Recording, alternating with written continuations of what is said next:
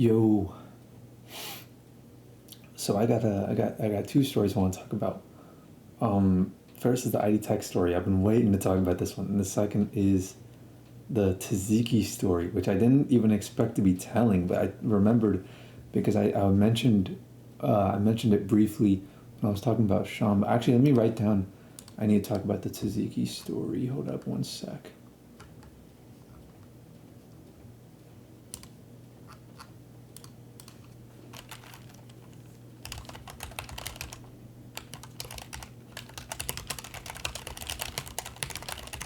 Okay, cool. I just made a note of that. So after this, I'm gonna tell that story. And then both of these are actually no. These are not that long. No, ID Tech is a pretty decent story. I don't know. I'll play it by ear. But let's talk about ID Tech. So let me open this up right here. Just let me move this to the side so it's a bit of a clearer audio. Okay. ID Tech. This is it right here. I went here 3 times. ID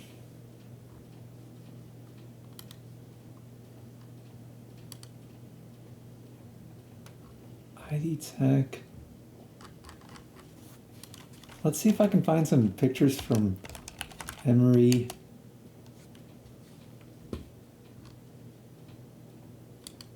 Yep, this is it. I hate all the posed pictures. I like when the pictures are more authentic. ID Tech 2015.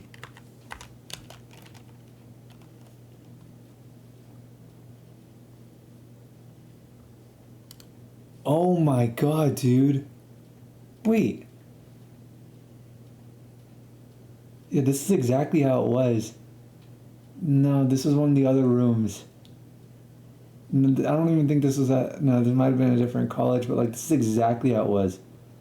Like literally exactly like this. The same covers on the tables and everything.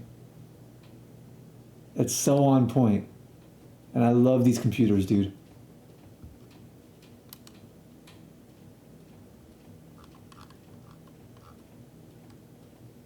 Yeah, there's Minecraft stuff that you can do. Which is like basically, I mean, I did Java the first time I went. The first time I had Blue Jean Randy. That was my counselor or my instructor, whatever. I don't know what you'd call it there. I think counselor. Um, I was like, we were upstairs in like the quieter areas, with like the cleaner rooms, and they had like less computers. They were like, these are the smaller rooms that I was in, and I think it's like for the younger camps, that's just what you get. There was like 4 rows of computers like this. It was like there was a row on the side that we were at, and then there's another row. We were like a row. I would be sitting like right here, like this would be my seat, and then like Blue Jean Randy would like sit right here occasionally, and there'd be rows like this, and there'd be people sitting on this side and all that. And there were larger rooms downstairs, but those were for like I think like some of the older kids. But like these upstairs rooms, there were like I don't know like 6 of these rooms or so combined. And then there was like an area where there was like an open higher ceiling where like all the different people in all the courses can interact. But we didn't usually go there. For the vast majority of the time, we were just in our room until like I did the overnight camps. Then we were in the downstairs areas, which that's no, because even people who were with us in those overnight camps, some of them were doing just day camps. But yeah, I didn't really learn much about programming. I mostly learned about like video games and like Steam and Valve and all that. We finished Portal, and Portal 2. We played a lot of Mafia. I learned how to be like, I learned a lot of advanced Mafia tactics. I learned how to use the command prompt to control things on the computer. What else? I learned a bit more about. I already knew how to set up websites, but I learned a bit more about that, and like how like web apps, and then like JavaScript works. Uh, but mostly I just learned like random things here and there from like the other kids who were with me about like games we were playing and stuff. It was pretty fun. I had a good time. I learned a lot about gaming PCs and how to build one, and like these RGB backlit keyboards are like that was like the first time I'd ever seen anything like that cool with like these keyboard with the keyboard stuff. Um, what else? I learned what ping was and latency, um, and IPS screens. I learned what IPS screen. I believe I learned what IPS screens was the first time I went to. It was like 2014 or something. The first time I went. What else? What else? What else? I don't know. It's kind of hard to remember. I mean, it's not hard to. It's very vivid memories, honestly, but it was a while back. I had a decent time though. There really wasn't much to it, and I'm saying all this because like all the fun things I did that I'm not mentioning is because the second time I went, I did all of this stuff that was fun, but way more. And the third time I went, it was even more than that. The first time I went, I was just a daytime participant. The second time I went, I made the right choice, and I stayed overnight.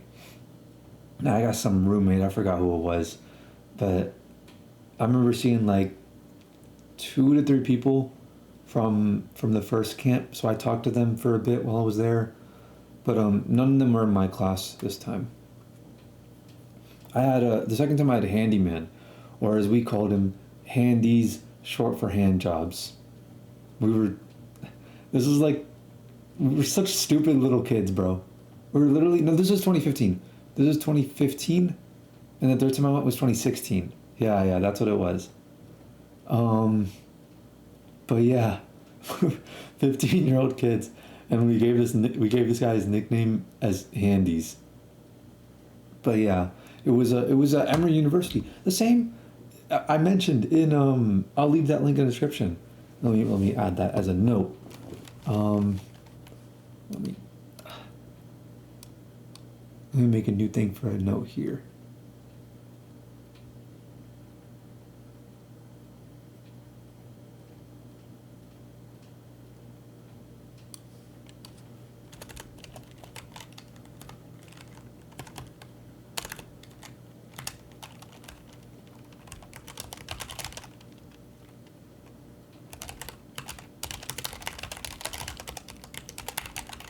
So when I talked about Camp Mosaic, I did mention that uh, I would also interact with like people of a different camp because I'd already been to that camp. This was that camp.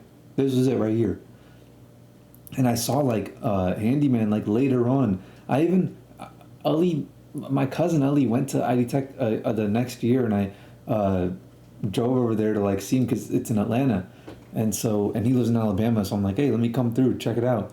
And I went to his like graduation ceremony from the place basically. But yeah, it was we'd see these people, and I saw the same counselors then at that time too, but they had a different building. But it was all in like the dorms of Emory. Like you could find them walking around and stuff. And there was an area. There was a couple like shared areas like uh, the Emory cafeteria was used for quite a bit of for both camps or around that area. And Mosaic did not use the cafeteria, but Mosaic used areas around it. So yeah, this was the second time I went. The second time I went was amazing, dude. It was amazing. First of all, right as camp started, that game like Agario blew up. So in our giant room, like all the older kids uh, who were like in the back would like see all the little kids in the front who doing like all the Minecraft and Roblox stuff.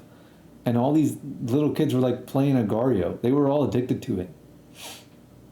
So this time is when I knew what I was doing. I had found my bearings and I got to experience all that fun stuff. So my dorm was pretty big, and my roommate and I had a like closet and a desk and like 2 twin beds. Um, and they were like both bunk beds. Like they were both high off the ground, and there was space underneath them, but there were no beds underneath them. And everything was in good shape, decently sized room. But yeah, that was like the best. I'm so surprised that we even got those rooms. Like the every other time I've ever had anything to do at Emory, it's always been the most garbage rooms. That was definitely the best one. We had like those chairs where like you can lean back and it feels like you're falling, but you won't actually fall back into it. It'll like stop it or whatever. They had like stoppers on the back. It was so cool. I love those chairs. I think I use them way too frequently, and I stopped being afraid of falling back into them. And because of that, I've fallen back in quite a few chairs. Like I stopped having a fear of falling back in chairs, and it screwed me over in the future, and it's still affecting me in the present. But it was fun nonetheless. But yeah, we came so close. Actually, I still didn't have my bearings yet because we were doing some risky things, but we were not going all the way. Like we were this close to going out and like sneaking into the girls' dorms and things like that. At one point, we actually left campus just to like we went to Chipotle, and then we went to CVS and we like stocked up on like Takis and like the Jug chocolate thing and like Airheads, Jolly Ranchers, all of that. It was just a good time, bro. It was just nonstop good time, like learning little bits of programming here and there, logging into someone else's Steam who was on the computer before me, playing TF2 on the LAN party with everyone, picking engineer and making them rage. Honestly, I'm such a supportive person. Like you can tell a lot about a person by the kind of class they pick in TF2. My two favorite classes in TF2 are engineer and medic. Those are my two favorite classes. Engineer is really fun, but medic I'm really good at. So, yeah, it was, and also finding like hacked TF2 servers. There was this one server where it was like payload, where each team like got their own payload, and it was like a 3v3 or something. I can't remember exactly how it was, but then like they would both push their payload to like the center of the map, and like an elevator would like take it up, and once it exploded, there would be like a 1v1 on some like volcano looking area, and the map was not part of like the vanilla game or whatever. It was like in a forced like third person point of view. It was so weird with like all this like lava and these rocks around. You'd face off in like a 1v1.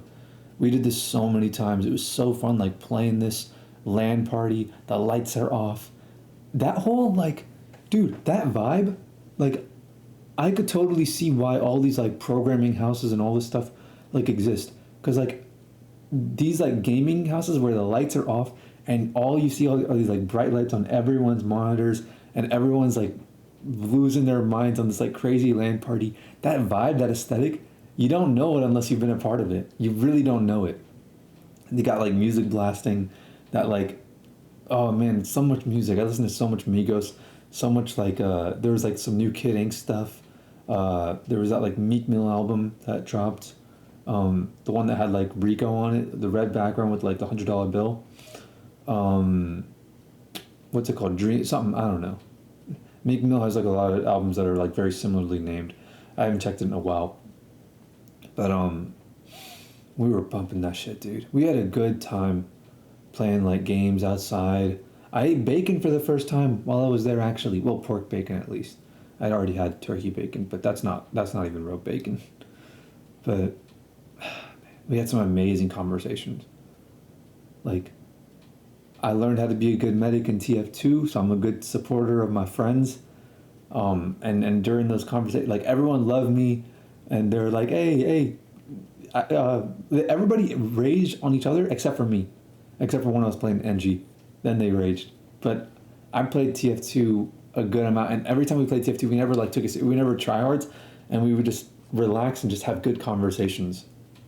In fact, in that game mode where it was the payload, it didn't even matter who pushed their payload to the end because everybody would end up in that like 1v1 situation at the end. It didn't matter who pushed their payload, but we'd still just play. We would be like basically brainless playing these games, and we would just have deep conversations. It was so fun, dude. And like even the counselors were like either they were getting in on it or they were tired and they'd go to sleep basically, and it would just be up to the participants to talk about whatever they wanted to talk about. And like, yeah, we were kids, we were 15 years old, but hey, 15-year-olds can have some pretty deep conversations. Man, this one it's a bit more difficult to remember because I have a lot of vivid memories from the first one, but not so many vivid memories from the second. Oh wait, my YouTube channel was starting to pop off on this one, or at least the first time it was, and I was finding all kind of new music to like put in my videos. I made like YTPs. I made that one video of like the YTP of the Super Hot Fire stuff, and I was showing it to people. They were like, "Hey, look, I just uploaded it before I came here." I got so lucky with that because it was rendering for like 2 hours on my laptop, and I didn't bring anything. I didn't bring my laptop or anything to ID Tech, and my dad was like, "Dude, you gotta get a faster computer. Like this is, like you're delaying. Like we gotta drop you off to this ID Tech place, and you're sitting here trying to render your video upload to YouTube." I got so lucky with the upload, because I uploaded to YouTube, like publicly, started uploading the moment I left, and then just locked my computer. And by the time I got to ID Tech, it was uploaded. And I'm like, phew, I could show people. I really wanted to show them that video. I got so lucky with that one. Really cutting it close. And then when I got there, I was showing it to them. That was the best icebreaker, really. Is showing each other our YouTube videos. That was really the best icebreaker. But we did a lot of other icebreakers and stuff. And we were such cringe kids. Like, I felt so cool. But looking back on it, we're all like, oh, PC Master Race, PC Master Race. It was so stupid. Those dudes are awesome, though. I miss those guys, man. Those are my people. Like, remember when Mrs. Puff was like, these are my people? That's the same way I felt, bro. That's the same way I felt. Those people, like, they ranged from like the Linus Tech Tips to the Boogie 2988s to the T Martins, and I had fun with all of them. There wasn't a single person there who I didn't like. Also, Filthy Frank was getting pretty big at the time too. Everyone there watched him. Oh, okay, I should. This is so stupid. I never like to save photos on my phone. It's such a shame. I would take photos, I'd upload them on the internet, and then I would like delete them later. If you guys find any pics from like ID Tech from Emory, ID Tech, Java, 2014, 15, 16, or 16, I mean, not Java, just if you find any ID Tech like footage or pictures from those years, then yeah, chances are I could be in them, maybe. I'll let me message my homies real quick to send me some stuff, because they might have some footage. Hold up.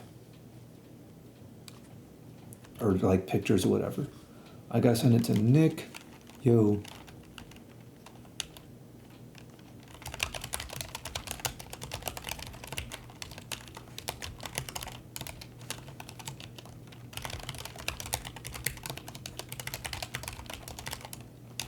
Okay. I sent that, and I gotta I sent to Nair, I sent to Nick as well now.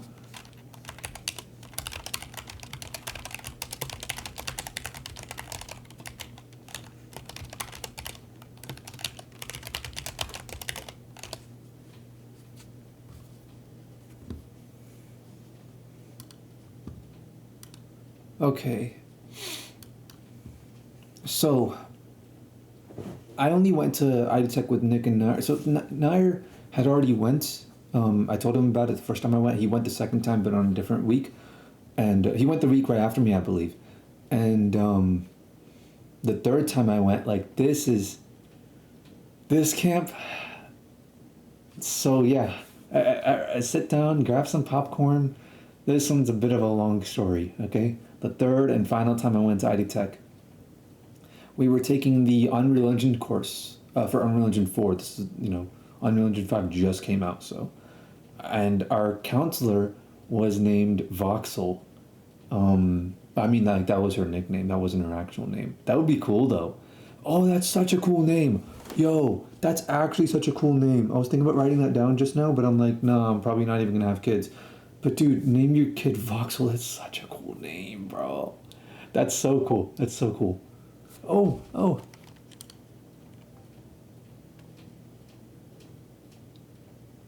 Nick just responded to my earlier messages about DaVinci, but that means he got notified about the ID Tech stuff. Let's see what he sends.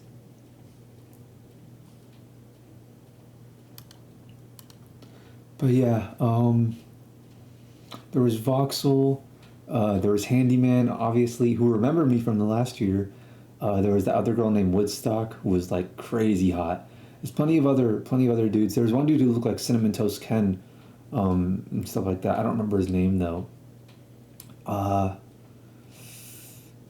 Damn, I'm trying to. No, there's no way I can remember. We did make a list because like they make a point of like everybody has nicknames, and like people are trying to like figure out everybody's like real names. Sometimes they'll let it out or whatever, or sometimes you'll figure it out somehow. But damn, I'm waiting for him to send me some pictures. But yeah, we did. We literally made a list. Like whenever we figure out somebody's name, we put it on our notes. Okay, this is this person's real name. Actually, when I look back at it, Woodstock wasn't even that hot. It just, from the perspective of a 16-year-old teenage boy, who, like everybody there's a gamer, by the way. So if you're a girl, you're a gamer girl. So that automatically bumps you up. Well, not so much anymore, but you know, back then it was like, I distinctly remember this 20-year-old girl, like just. Wait, maybe Woodstock was in Camp 2. No, she was in Camp 3. She was, no. That doesn't even matter. You get the point. There were a couple good looking girls in each camp I went. And also the director of the camp. This is the third one. The director was DC, who was this like large black woman. And that's the perfect person to be the director for that year in particular. I'll explain why later. So they changed their dorms again. Like we got separate dorms every single time we went there, but they changed their dorms.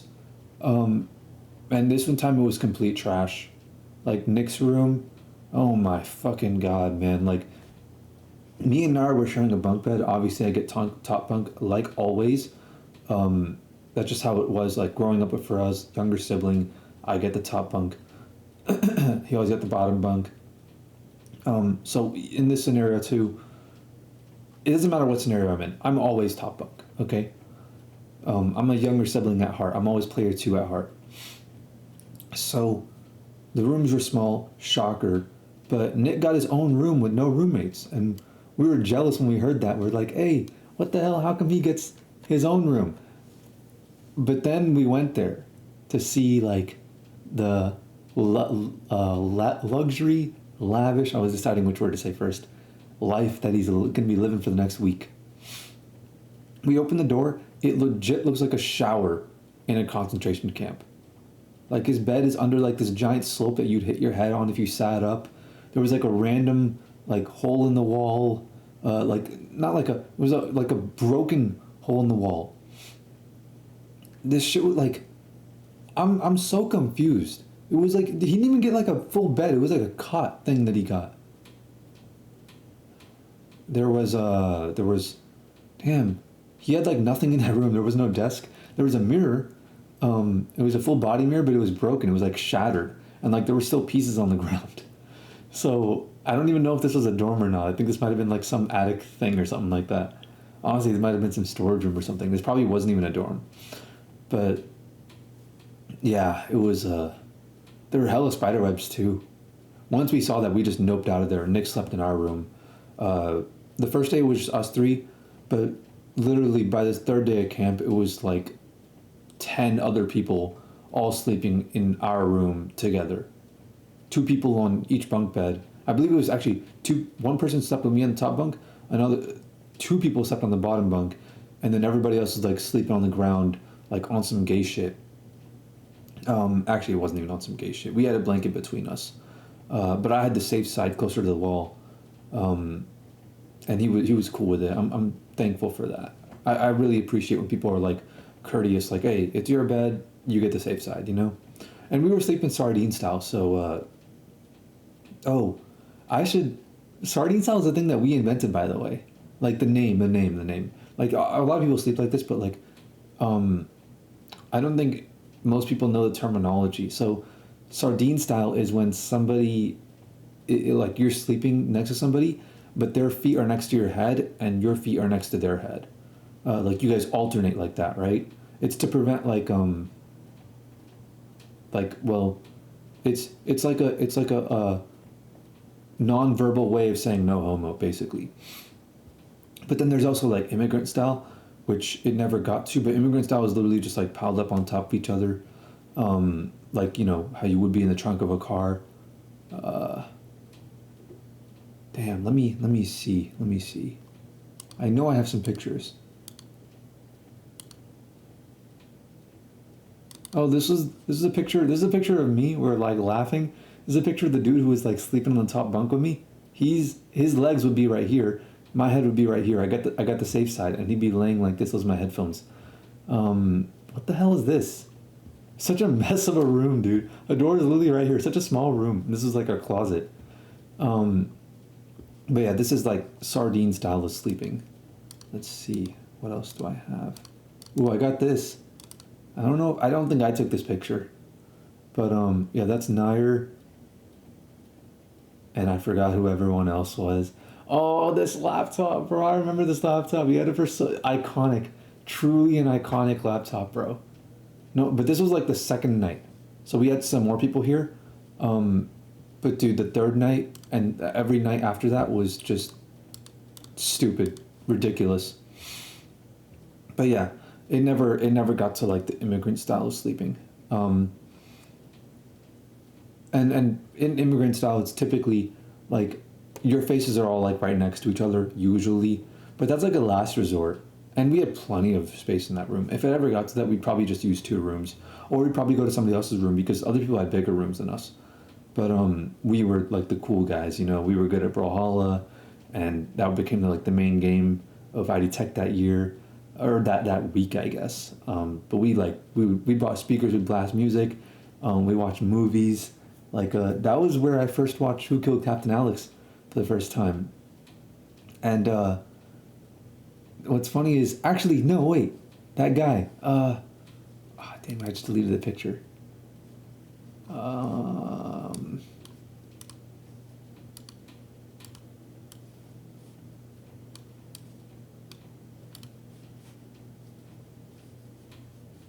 damn, where that? Okay, right here, right here, right. I believe it was this guy who was his name was Alex, if I'm not mistaken. Um, he was like he was into furries, I believe, or no, he wasn't. We just made fun of him. I don't know why we assigned that value to his thing, but the dude who slept up top with me was there was Leafy. That was him. Well, like Leafy was blowing up at the time. Um, or actually, this is before Leafy even blew up, and I told them about it because I'd been watching Leafy since like 80K subs. But he looked just like Leafy, and I showed it to them, and he became like we just called him Leafy from that day. I think this kid's name was Matthew, if I'm not mistaken. No, no, no. There was a kid named Matthew, but he didn't sleep in our room. He was like one of the only kids that didn't. There was another Brazilian kid, also who slept in our room. Um, and we did put like other stuff like, uh, what's it called? Blankets and like mattresses and stuff like that on the floor so that like everybody was a bit more comfortable.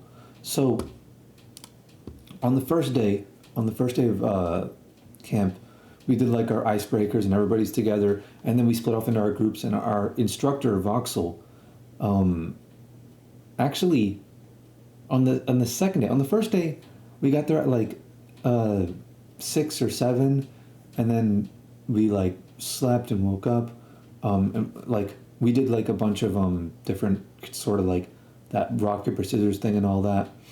Um, but on the second day, we didn't have our instructor on the first day. Everybody, all the other people, but like Voxel was like late, or she had like something to do. But and some of the participants are also only day camp participants, um, and some of the participants are overnight like campers. But what happened is Voxel was a day camp counselor, which is like that's kind of weird. She was the only one that did that. She was the first time I'd ever seen that, and the last time as well. So she left every night to like go back home or whatever, and then she came back to campus, like about an hour after we all woke up. And dude, she was like swole. Oh my god, yeah, I remember. She was swole as hell. She was 19 years old. She did powerlifting. Like, I used to think, like, oh, she's so much older than us, she does powerlifting. I used to think it was normal. I look back on it, she was a 19-year-old girl. She knew how to code, like, C++. Like, she did powerlifting. She was with the shit. She was so cool. I wish I could still be friends with her. I wish I could still be friends with her. She's so cool. And she did some other sports too, but I remember her telling us she did powerlifting. But that's so cool. And she was pretty damn big for a girl. She was bigger than all of the guys that were, well, not all the counselors. She was bigger than all of us, which, like, yeah, she was 19 and we were 16, but, like, still, that typically doesn't happen. Like, when I was 16, I was bigger than, like, the fully grown, fully matured, like, soccer player girls, like, all, like, girls who were in, like, college. Like, I could beat them in their own sports and things like that, you know? When I was 16. But, like, damn, she was, I don't know, maybe it was just because of the hierarchy, but that's what I view her as. She probably was actually shorter than me now that I think about it. But I didn't view her as such. I view her as, like, 3 feet taller than me, because she was always standing and I was always sitting. It's weird how, like, your memory is so shaped by experience and feeling rather than, like, a picture perfect representation of what happened. But yeah, let's see. I remember there was a girl named Kodak. Maybe I was like, dude, I don't know. Like, Kodak, like the camera, like Kodak Black, the film, whatever. I said those backwards, but yeah, during camp we were also bumping hella Kodak. At the time, Institution, I believe. No. It was the thing right before Institution, Project Baby, right? That's what had come out. So we were like, hey, we gotta fucking bump this shit because we got Kodak here at camp. She did not know about Kodak Black, but we knew. What else? Yeah, I don't remember any of the other counters' names. How the hell do I remember Kodak? I remember she taught Minecraft to the little kids, and she also taught video editing and video production. So, like, when we were in our group, like, we'd be doing game design. Like, right behind us, there were the kids who were doing, like, game design with Unity, and that was actually a perfect setup for a heated rivalry. And then there were the other kids, like, across the whole room. We were in, like, a huge area downstairs, but there were these other kids who were doing, like, video stuff, and, like, they thought they were doing such cool stuff. They'd hop on there, they'd be like, hey, check out what I learned in Final Cut. And I'd be like, oh, really? Final Cut? Pathetic. I could do this in Final Cut, hit film, Sony Vegas, fucking Filmora, Wondershare. Like, I could do this in all this shit. And I would show them, like, the videos I was making on YouTube, and they'd be blown away. Like, I remember blowing them away with, like, YTPs them. Actually, I'll literally show one. This was the video that, like, shocked them that I could do this. Because I made this in Final Cut and I did this in a day. It was, let's see.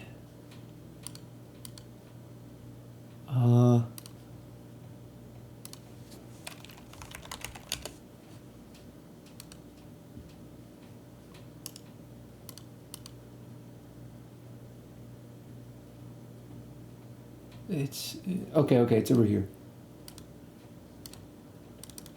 In memes, I had to delete this off YouTube because, like, you could see the name. Yeah, bro, this is straight 2016 humor. 2015. This is 2016. We're closed. Ahoy there, Krusty Krab. We do. Every squid will bring it. We don't deliver. But you do. Take it with. What if I gotta turn the volume down?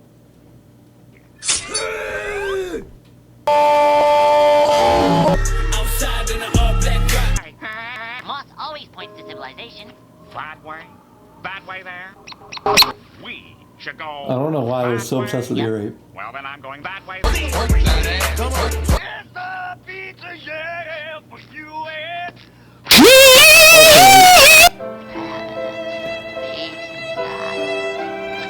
Just a pee. Okay, it's fine. No, I think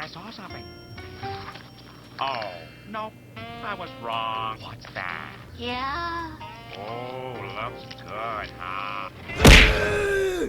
Supposed to That's eat so this stupid. pizza without my Drink! I ain't paying for that. Well, this one's on the.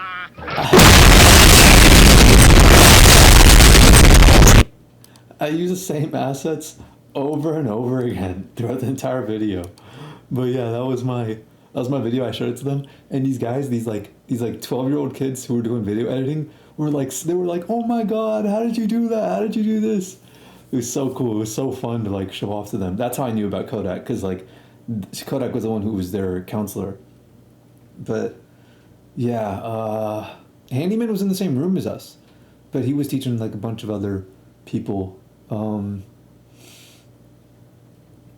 He taught Java. He taught Java.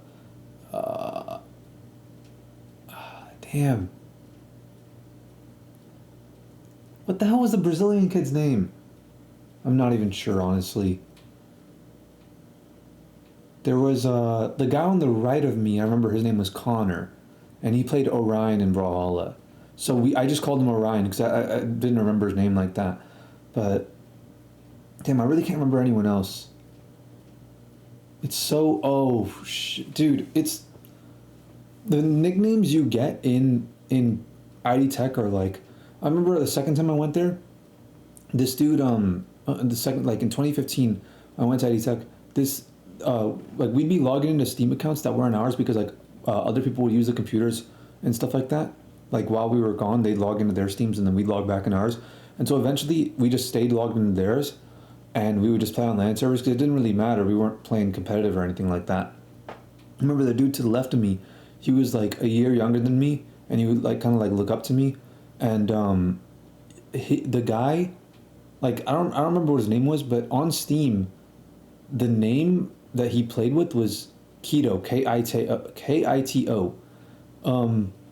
And what's it called? It was like somebody else's Steam account. It wasn't even his. But whenever he would log in, everybody would see it and they'd be like, "Hey, Kito, stop sniping me," or whatever, right? That's what they'd say because that's all they'd see on TF2. And so everyone started calling him that. And that became his nickname. He started going by Kito. And I remember, like, a couple years later, I found him again, like, on YouTube, like, hit him back up and everything. And people, like, sent me his channel. And his YouTube channel is Kito, Kito. And he got, like, 3,000 subscribers.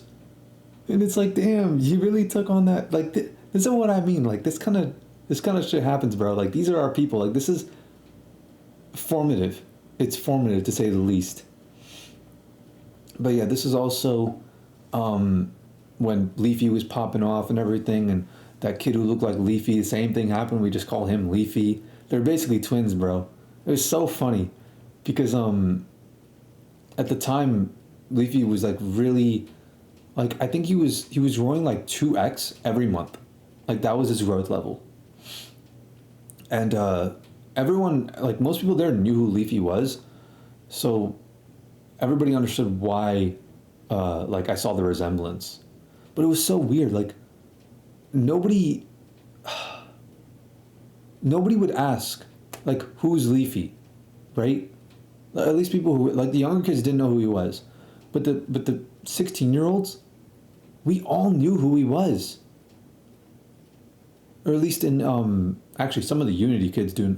Bro, the Unity kids are fucking losers. Honestly, that's a real good rivalry, Unity versus Unreal. And at this point, Unreal has taken over. Unreal has demolished Unity. Back then, Unity held strong, and they were actually on top of the game. Back then, like, they would make fun of us, and they win, because Unity was the superior platform for making games. It was much more flexible, and it used a much more industry standard language for game development that more game developers know, or at least know well.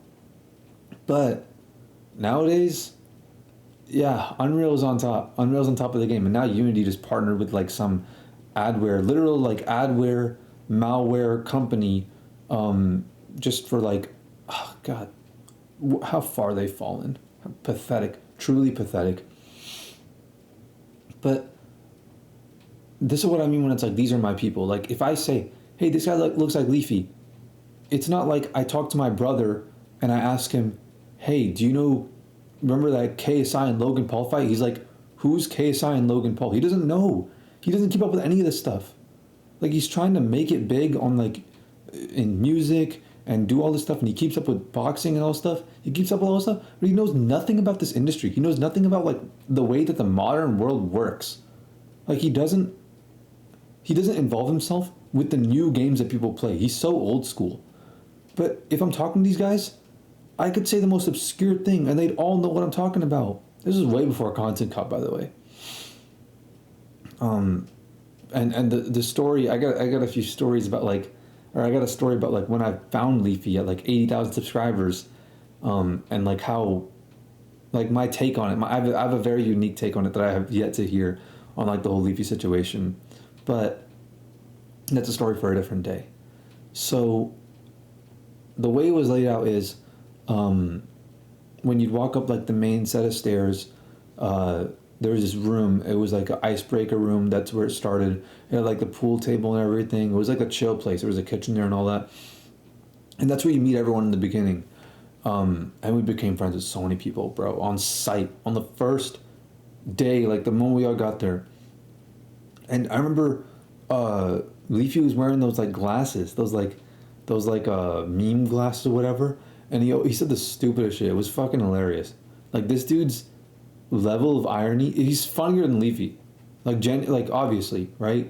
It doesn't take much to be actually funnier than Leafy. But he was, I remember, you know those, like, those glasses that, like, everyone wears at, like, graduation things or things like that? Like, they get them from, like, different places that are, like, very cheap.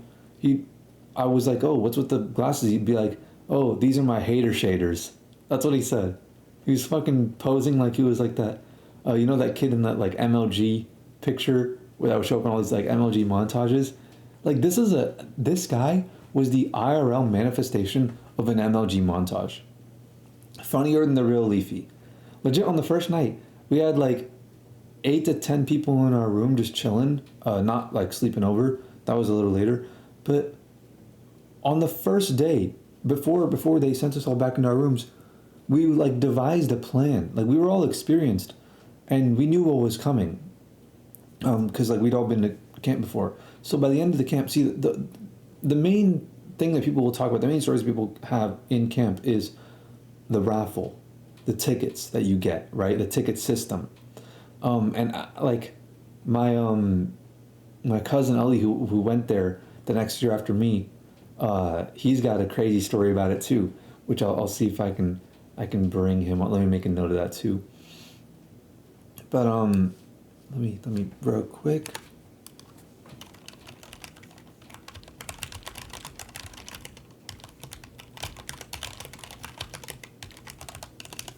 So, the raffle, the way that it works is, like, you get these tickets throughout the camp. If you, like, do good things or whatever, or, like, do a good job, or if you, like, hey, give me 10 tickets if I can make this thing, and they're like, if you can do this, I'll give you 15 tickets in like Unreal Engine or whatever. That's how I got, because I already knew a bit of Unreal Engine, but I got a significant amount of tickets that way. And at the very end of camp, like, you'd go to the front, they'd have, like, different basically, like, auctions or whatever, and you'd put, or raffles, not auctions, raffles, and you'd put your tickets into the cups, you put your name on them, put them in these cups, and whoever gets picked out of that raffle, they get a prize. And the number one prize is you get to pie any of the staff members at the camp. And the pie was just a plate stacked with, like, hella shaving cream. As much they could stack on it, as much they could put. They legit put it, like, 10 inches high. And they went all out with it, bro. They did not hold back.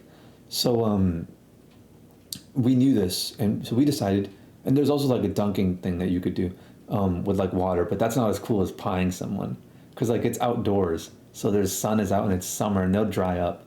But pieing someone was, like, way cooler. So we decided we're gonna pool all of our tickets together, and we're gonna keep it all with one person. And at the end of the camp, that person would put their name on all of it, and then we would pie the director of the camp, DC. Yep.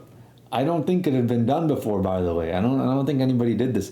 I don't know if we were technically even allowed to do it. She even said like, okay, you get the option to pie anyone you want except for me, or something like that. No, somebody said that, and it wasn't her. It wasn't her, but she was there with everyone, and there was like, we probably could have worked some technicality into it.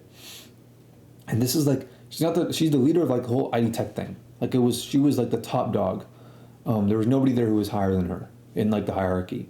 So that was our plan. It was a good plan. And she didn't like us, like right from the start. We were loud, obnoxious. She actually hated us when I think about it. Like the whole way throughout camp, she would just like, she would give us bad looks. She wouldn't want to like interact with us in any nice way. And she was like aware of like our mischievousness. And word eventually got around that we wanted to pie her, and she knew about it. So she kept this in mind when interacting with us. So night one, we make this plan. We're all chilling in the room. We're all on board. We all understand that we're one of heart, right? We're bros. We're the boys. We're pirates, part of the ship, part of the crew. And these counters keep walking by. They're patrolling the halls at night to make sure like everyone's asleep. And they do this for several reasons. One, they don't want us like falling asleep way too early and then way too late, and then the next day we have to wake up early and we're like unable to wake up. Two, they don't want anyone sneaking out and getting hurt because it's their responsibility for our safety. Three, there were like 2 girls there in the other dorms next to ours. So it would get it could get messy if like they didn't patrol the halls, you know? Like literally.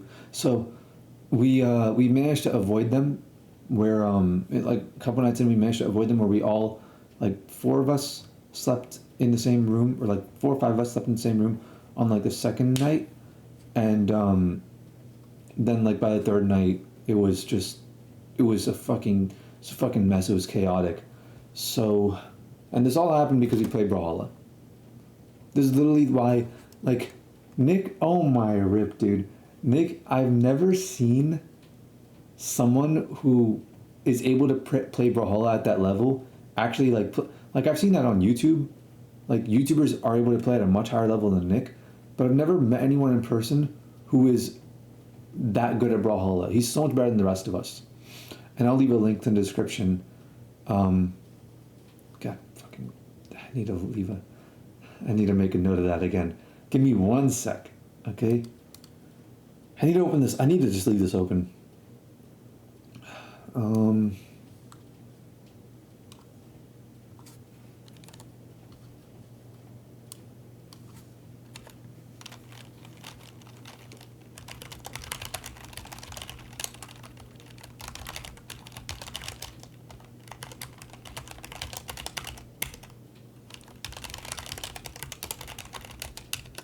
Okay.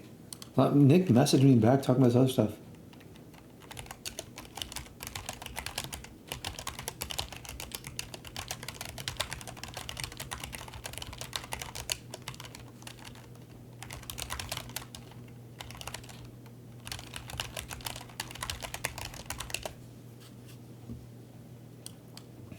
But yeah.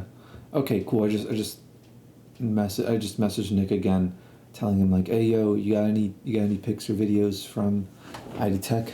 But yeah, what was I saying? Brawlhalla, yeah. We're all decent at Brawlhalla. We all understand the mechanics, and we're playing the game like second nature, right? We aren't amateurs or anything. But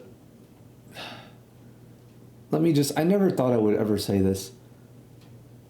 There were times where I was so sick of video games in ID Tech in all 3 camps that I just got back to working.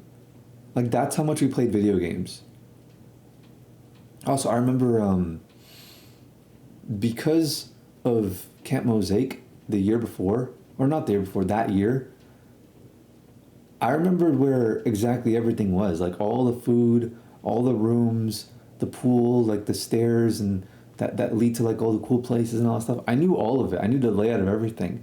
I still remember the layout, actually. And this is Like, bro, we'd walk around and stuff, and like, I can't describe to you enough like the kind of vibe it was. Like everything we'd be doing was funny. I have to stress that now. I have to really hammer that in. Like everything we would do was just goddamn hilarious. Like when we'd go to the cafeteria, we would all like sit on the bleachers, like while they tell us like, oh, get back into your groups. Let's sit on the bleachers so we can account for everyone. And like me and like 15 other people decided it would be a good idea to lay down on the bleachers and take up as much space as possible. But we were strategic about it. We didn't lay horizontally, like one person on each step. We laid diagonally on the bleachers. So it would be like 3 or 4 steps that were taken up by us. So we'd all line up side by side and just take up as much space as possible. We were so obnoxious. Like everything we did, we would just, it's like, it's not, this is what I always tell people. Like when you want to have fun, it's not about the actual thing that you're doing. It's about who you do it with and how you do it. The fact that we were sitting down at the bleachers taking roll wasn't a fun thing. We made it fun because we were having fun doing it. Every night, right before dinner, we'd like troll these people. Like our counselor would leave and we would just start trolling everyone because she was day camp only. So we had the place to ourselves basically. We talked about whatever the fuck we wanted. We were able to cuss because like you can't cuss in front of like, it's like camp, you know? And like parents are like, oh, no, we don't want our kids cussing and all that. So, you know, they gotta make sure that they punish you for cussing. But we played whatever music we wanted, loud speakers. Every night after dinner was some real shit, bro. It was some real shit. Unrestricted by adults. A bunch of 16-year-old boys who do nothing but play video games all day, just talking about life. Some great conversations came out of that.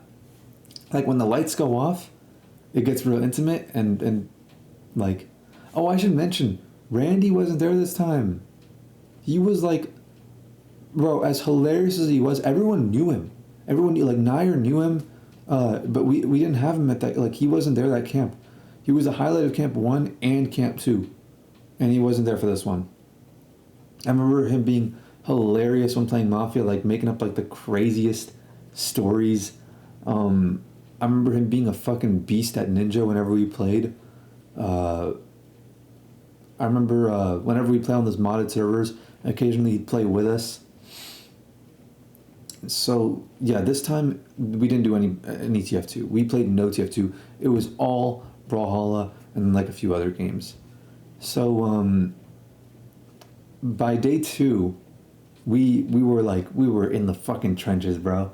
And our good friend Alex came up with this brilliant strategy. Okay, we were already way ahead in tickets, and we were basically like toying with like our ability to do things, and like because we were with the shit, you know. So we were making bets with like Voxel and like Candyman, these other people, to basically get as many tickets as possible. We had like 60 or something by like day 2, and most people had like 4 tickets.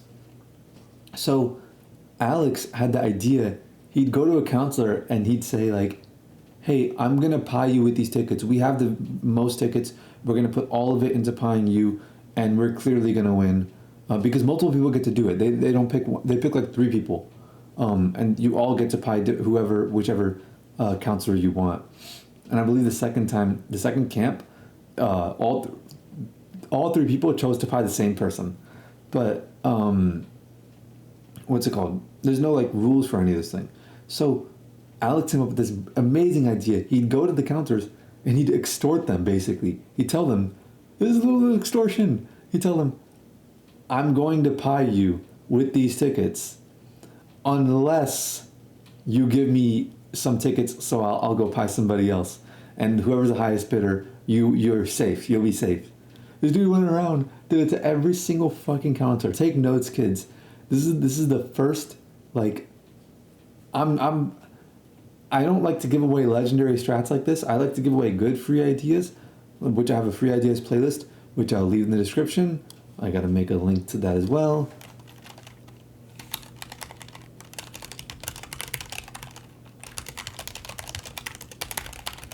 But the free ideas that I give away are usually like decent ideas or good ideas.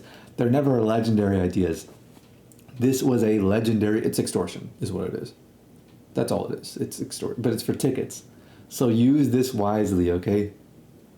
But yeah, by the third night, actually, our room was filled. Everybody, the whole ground is like filled with blankets and pillows and packed with people like crammed against each other, all sleeping sardine style. And I was up on the top with Leafy. Actually, I was only up on top with Leafy on the second night because he was kind of fat. The other nights, I would be like, nah, you too big for this. It's gonna fall and crush these like other people. So it would alternate quite a lot actually. But I was always up on. Actually, no, I wasn't always up on top. I don't know why the hell they like took my bunk bed, basically. But oh wait, hold up.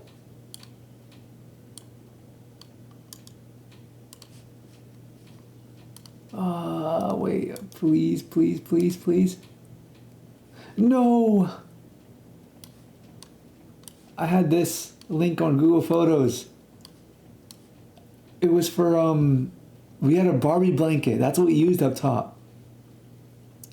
Damn. I remember, like, we would have, like, it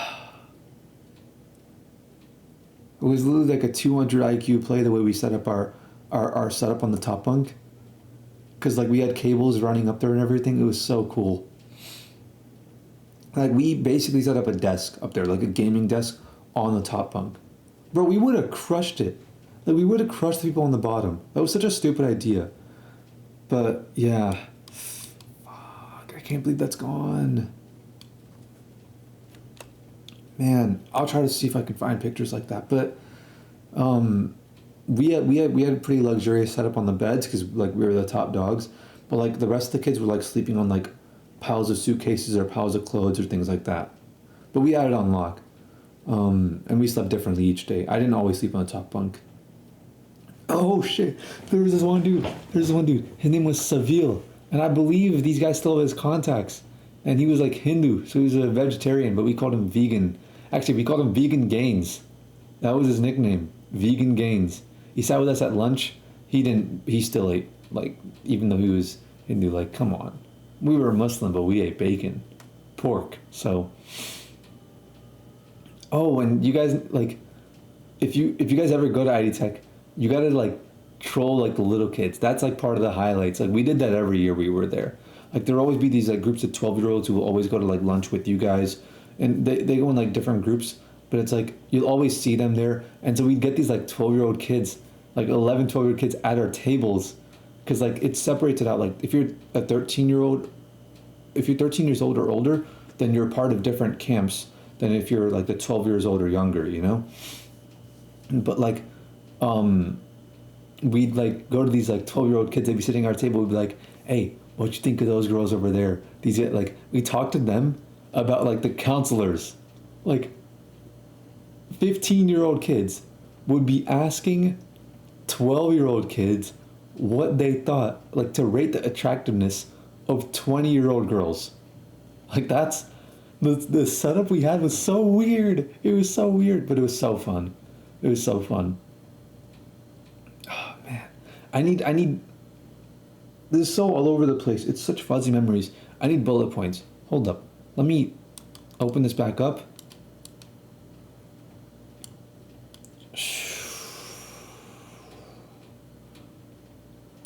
Okay, if I think of something, I'll write down a bullet point for it. So, yeah. I remember there was like these two little kids there who were, they were with all the other kids. All the kids were like addicted to like Agari or whatever, but like these kids were not. These kids broke out the Matrix, bro. They broke out the simulation, and they would make fun of the other kids. It was Austin and Felix, and they sat with us at lunch, and we would like teach them like cuss words in different languages. We teach them how to get girls, teach them like how to be a boss, how to like prank people and all that. I remember actually I was 19. I tried to be a counselor at ID Tech, and I didn't get accepted. Holy shit! Wait. She was young. Our counselor, our counselor who was 19, she was younger than Faraz. And I also heard a rumor as a participant that the counselors were making $2,000 a week. Imagine being 19 years old.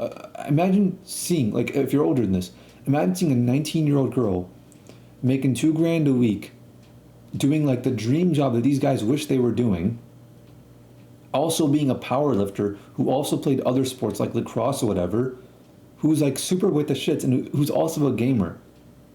I can't even describe to you guys how cool she was. I'm trying my best to be as detailed as possible, but like, it was the whole camp. Like, it was such a vibe. It's very difficult to describe this sort of thing. It's very difficult to put it into words, especially because of how fuzzy our memories were. But like, all I could really say is like, these are my people. Just joke after joke after joke. Everybody understood everything. We're all on the same page. All it took to become friends with someone it was so simple. It was like yo, what up? Yo, you see that drama alert last night? Yeah, that's it. That's all it took. That's all it took. And then we're friends. I remember at lunch and stuff, we would like finesse each other's food. Oh, lunch was so fun. Lunch was so fun. It was way more fun than the dinner or breakfast. Lunch was like peak energy. So like whenever somebody wasn't looking, we would try to steal their food off their tray. It became like a game, like who could finesse other people's foods without them noticing. We'd finesse each other's phones and each other's silverware and all that. I got hella good at finessing, bro. I finessed way too much. Way too much. And we would finesse each other's bacon. That was like the first thing we would do is we try to take strips of bacon off each other's trays. Actually, yeah, no, first time I went to ID Tech is the first time I tried bacon, real bacon. And this time was when I was like horking that shit down, bro.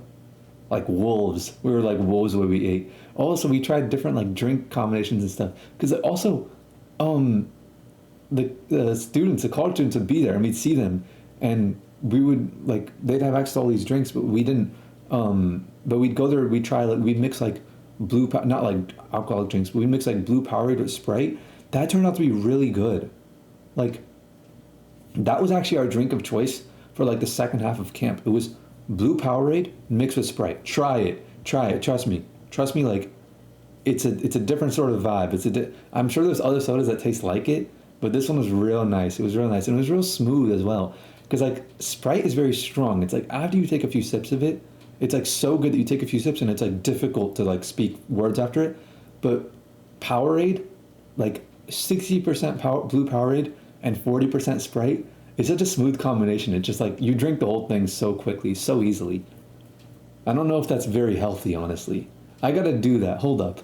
I'm writing that down because I'm doing that with my dogs.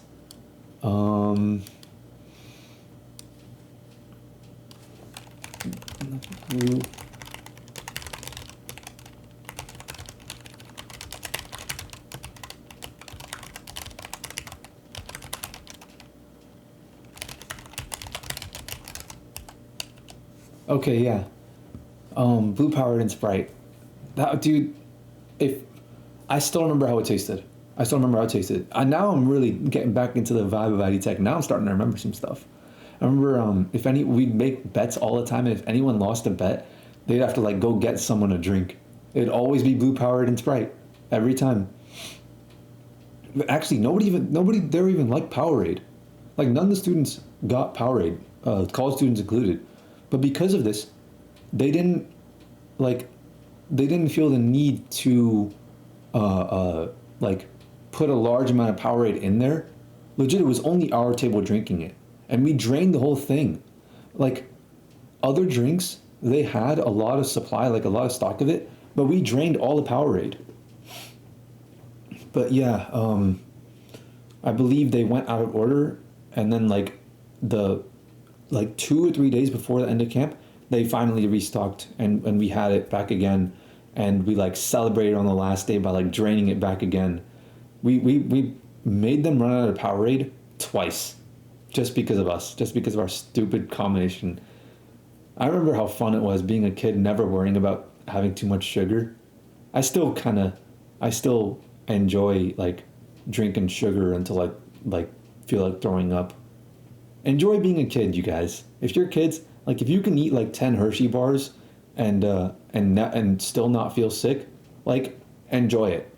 Because right now, if I eat let's say I eat like 4 or 5 Hershey bars, right, full size, I can't do anymore. I start to feel sick after that point.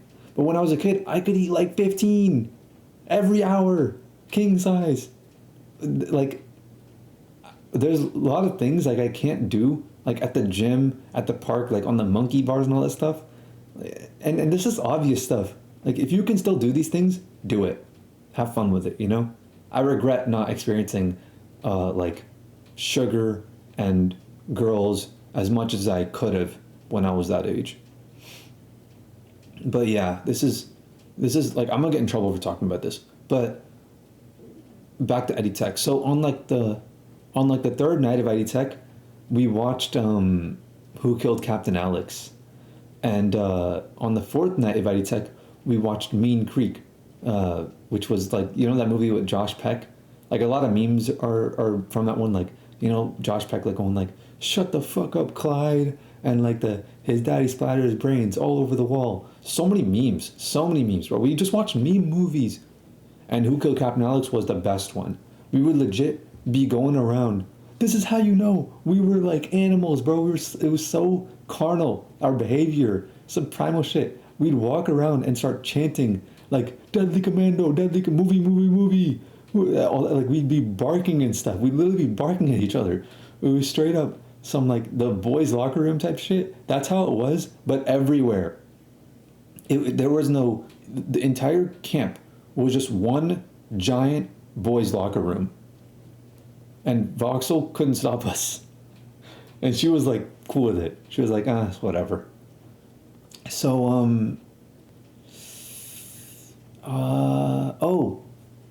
that dude, I believe his name is Jack. No, Jack. Okay. Yeah, no, Jack.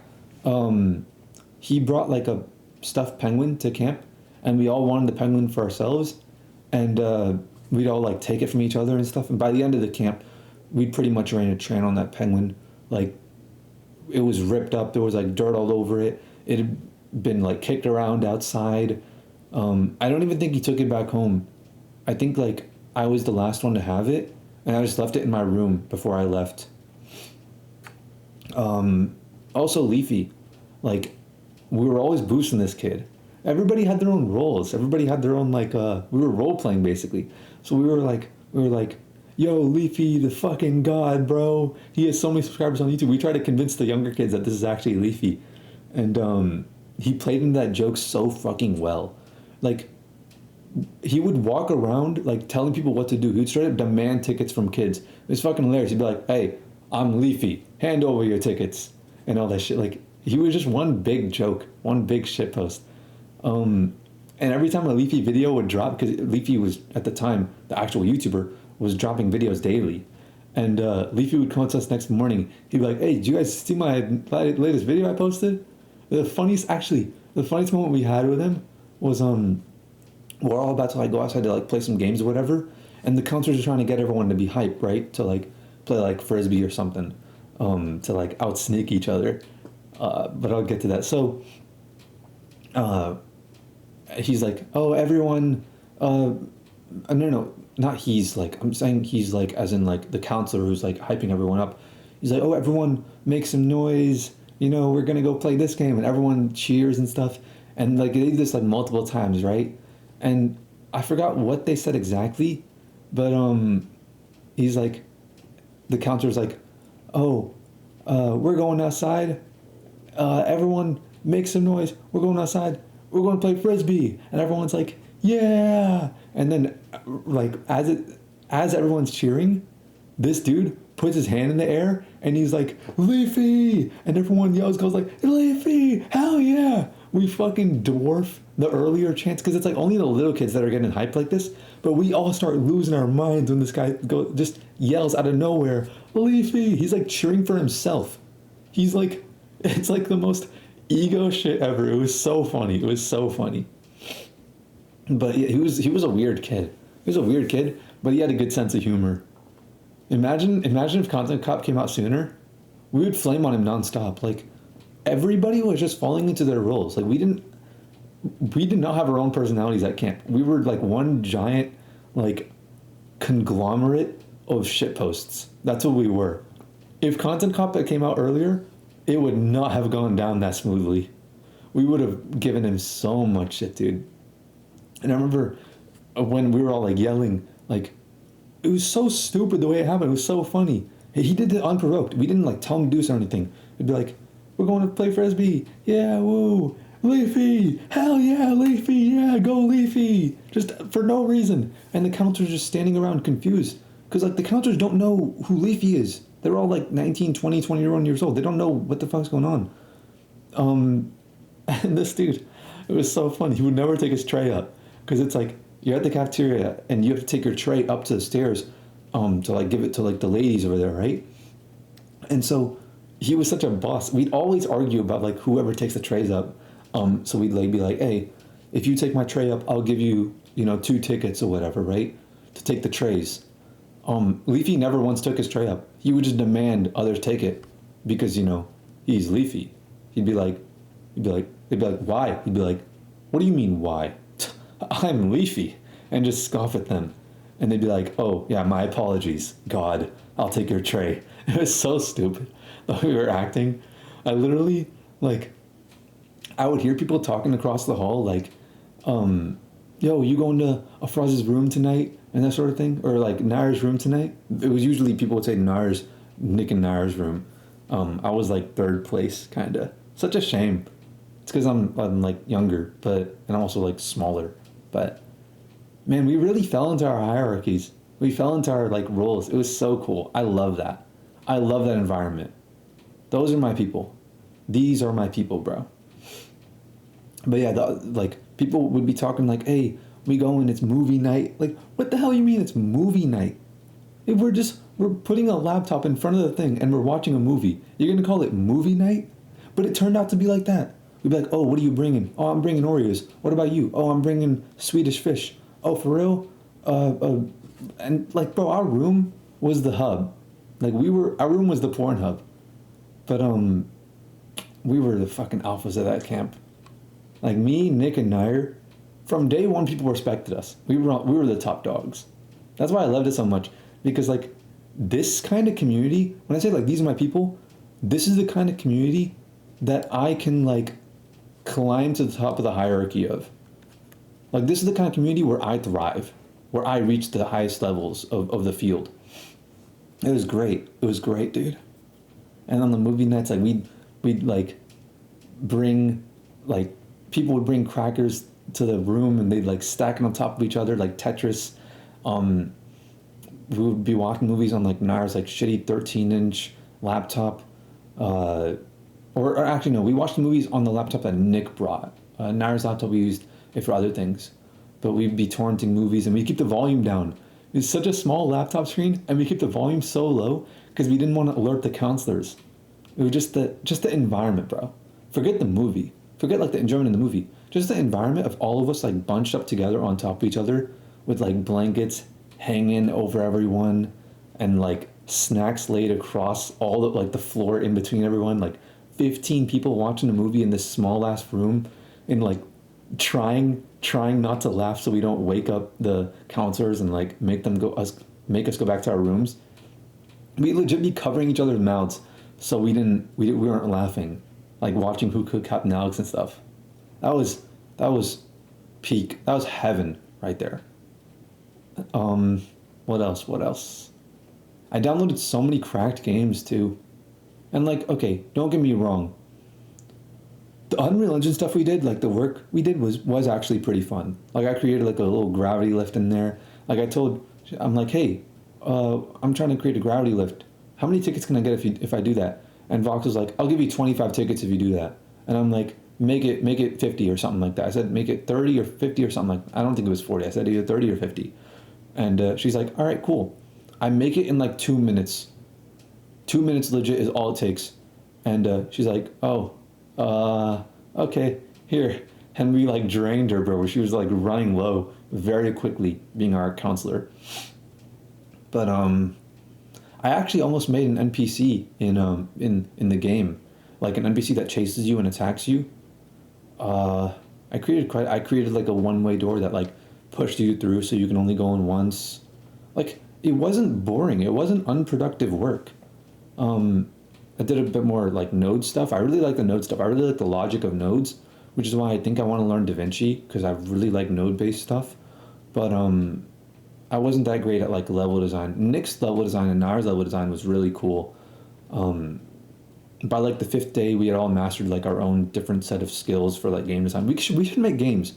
We should make games because Nick was really good at like making worlds and like layouts for things, and I was really good at like the scripting side of things. But yeah, we had a good time across the board. Like there was never a dull moment of camp. Damn, I'm kind of running dry on ideas. I need to put myself back into the mind state of IIT Tech, so that way I could like. What was I? Okay, so third day, fourth day, we had our movie nights, whatever. By the fifth day, we were still finessing shit from each other. That was so fun. I don't know if Nick and I actually remember that, but like we'd all mastered the skill of like of realistically going like, hey, was that thing there last time? And just like pointing at some random thing, and while that person looks, we take something from their tray while they're like looking away. And it was a buffet, by the way, so it's like normally how college is, right? So we weren't like depriving people of food, right? It was just a game. I remember on like the fifth day, Nair at one point, he legit like he goes to someone and he go like so obnoxiously. He goes like, "Yo, was that window there yesterday?" And then the guy looks over there.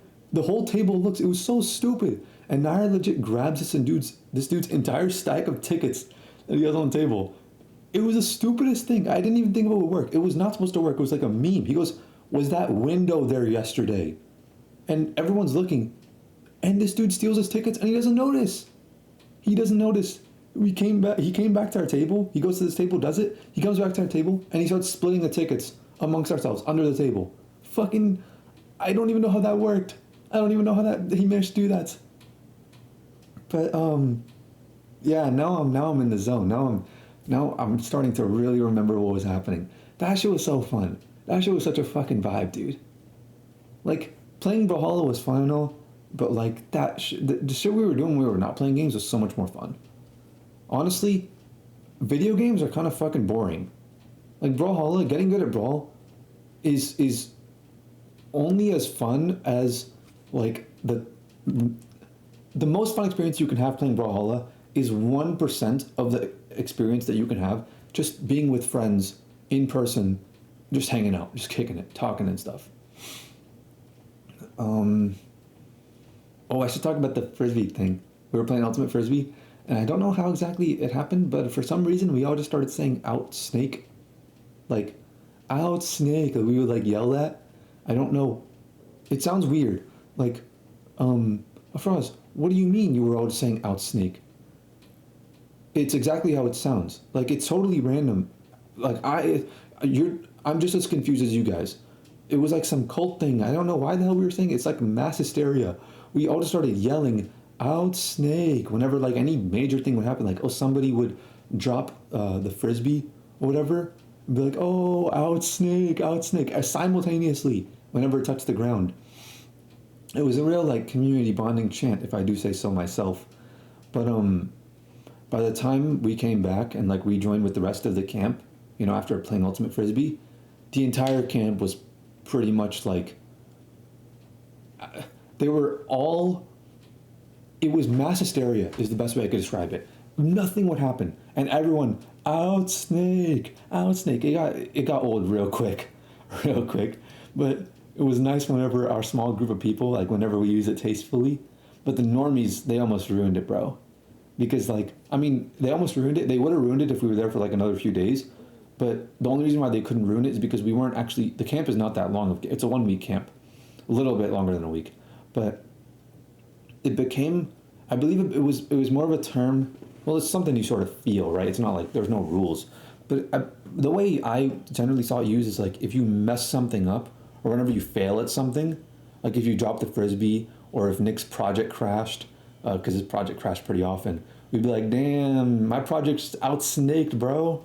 Or like one time during our daily pillow fights, one dude got hit and like knocked to the ground, and this dude went like, I just out-snaked you, bitch, or whatever. Like, and we played frisbee a couple times actually, and the second time we were there, that term became like, the first time we were just saying it, the second time we'd be like, oh yeah, we about to outsnake these guys right here, bro. Like we'd be in a huddle, and like, what the fuck are we thinking? Outsnake? Like what's wrong with us? Like, what does that even mean? How are we all in agreement that we're in a huddle? We're going, oh, these guys are about to get outsnaked, and that's hyping us up. How does that make any sense? But it was like whenever we'd be eating, we would try to like jump the stairs. Like after eating, we try to like jump down like as many stair steps as possible. So I could jump down 7 stair steps. I remember that was my record.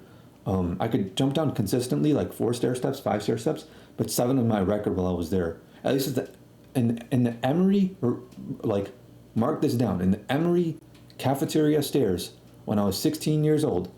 I'm not sure now, but I was able to jump down 7 stair steps at a time.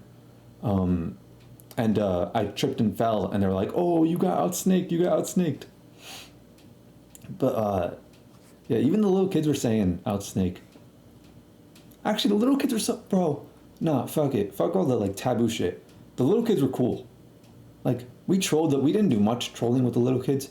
I did a lot more trolling like the second camp. Like I would join their Minecraft servers, and then I would OP myself and just change the game mode from myself only to creative, and just like pour lava on everyone else's houses and stuff while they're like trying to sleep, or like spawn in a bunch of creepers into their survival world, or like copy and paste like commands into the server console. Like there was one command in particular that would change the spawn rate of mobs from like 100 to like 9,000 or some shit like that, and it would just be overflowing with mobs. It was hilarious, bro. It was hilarious. But that was all in the second camp. But we did troll some in the third one while we were there. But what else? That was day 5. That was day 5 where I like got my record of 7 steps. I believe Nick and Nair both had more steps than me, but I never really went all out with it. I didn't want to like hurt myself or nothing, you know. I should have pushed further. I think I could have done more, but 7 steps is my record.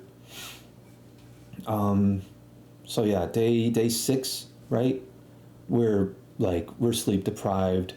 Everyone there, counselors included, are sleep deprived. We're like filled with sugar. We're hyped up on energy. There was a vending machine there, and we were getting stuff from there all the time. And at night, oh my god, this was the day after the outsnake stuff got out of hand. At night, literally, we're like, the counselors are not patrolling the halls anymore. We're having these like mosh pits in the hallways, like jumping all over like on each other's beds and like giving each other piggyback rides and like trying to like this was very similar to ID Patrol actually. How does this keep happening? I just now realized this is very similar to ID Patrol because they were shaving my face. It wasn't like they were going out trying to like shave my head or whatever. It wasn't as out of hand as Study Patrol, but it was like people were running around from room to room, hall to hall, and it was very different because it was a lot smaller, and it wasn't like all wooden and rustic. It was very camp-like, you know, like everybody's rooms had like stickers on them with their names on it and everything. It was just a different vibe, which makes me wonder like. 2 totally very similar experiences when described, but have such different vibes. I wonder what kind of vibes I'm missing in my life. I wonder what experiences I have yet to experience, you know? But the counselors didn't come through, but we messed around so much that, actually they shaved my face into a Hitler stash. They gave me a Hitler stash. But we were messing around so much that we woke up the counselors. And when the counselors comes up, his name is Oxford, I believe. Yeah, I remember. His name was Oxford, and he had like a beard and everything. And he was super chill. And he, like, you would not expect him to do something like this, but, like, he comes up. He's so tired, and we're keeping him up. That's why he comes up. He doesn't care about what we're doing, but we literally are keeping him up. And he goes, like, yo, dog, there's only, like, a couple nights left. Like, can you guys just, like, stay in one room and just, like, stay a bit quieter? Otherwise, we'll all get in trouble with DC, you know? And we were like, yeah, okay, we'll be quiet. Just, like, don't tell DC. But even though we're saying that, we could not be contained. Because about an hour later, after we decided to stay quiet, it went right back to the fucking, like, we're throwing shit. We're acting like animals, like, running down the halls. We start slamming the doors, trying to make, like, beats and stuff. We're slamming each of the doors. And, one of the doors is the kicks, and the other door is the snare, and the other door is the hi-hat, and we're, like, slamming them. It was so comically loud. Like it was like the cliche like sitcom type of loud. Like this would have made for such viral TikToks, bro. You know that like I hear your heartbeat to the beat of the boom boom and like that shit. It was like that nonstop. It was the best way to describe it was comically loud. Comically. And Oxford fucking woke up again because we were so loud. He was on a different floor, by the way. He was across the whole building. There were like living rooms and kitchens separating us. It was that loud. And I mean, like, oh shit, yeah, it was huge. Because I remember on the first few nights, we'd go outside, we'd walk around, we'd sneak out, we'd go to the kitchen, and we'd like try to take all the snacks and stuff like that. Wow, this has a lot of parallels when I'm saying it out loud to Aluma. But it was totally different, totally different. We didn't actually like steal and that stuff. We were just like walking around, like being sneaky, basically, because that was exciting for us back then. We were little kids. What the fuck? This is so crazy. It's so crazy that a week after this camp, after like doing all this dumb shit, I lose my virginity. Like, how was I such a loser and then so cool after a week? How does this happen? Unbelievable. And if you want to know that story, I'll leave the link to that in the description.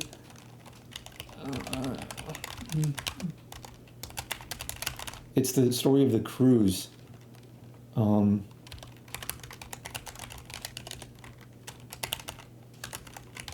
I'll leave the full cruise story in the description as well. So yeah, he wakes up again, and legit, he's like, I don't know how they woke up. Maybe he was awake the whole time, because they were really far away. They were on a whole different floor. I think there were 2 floors beneath us actually, and there's plenty of space in between us. And he walks up to us after telling us, like, he already told us that night, like, y'all gotta stop. And when he comes up like the hallway, he like turns the corner and he sees us, and it's like a fucking sitcom, bro, because he just freezes after seeing us, and we all just like, we freeze in response. It legit, it's straight sitcom energy. People have like toilet paper in their hands. There's like mad piggyback rides happening. People are like throwing shit at each other, not like hangers and stuff like that, but it was like minor shit like clothes and things, you know. They're not actually like injuring each other.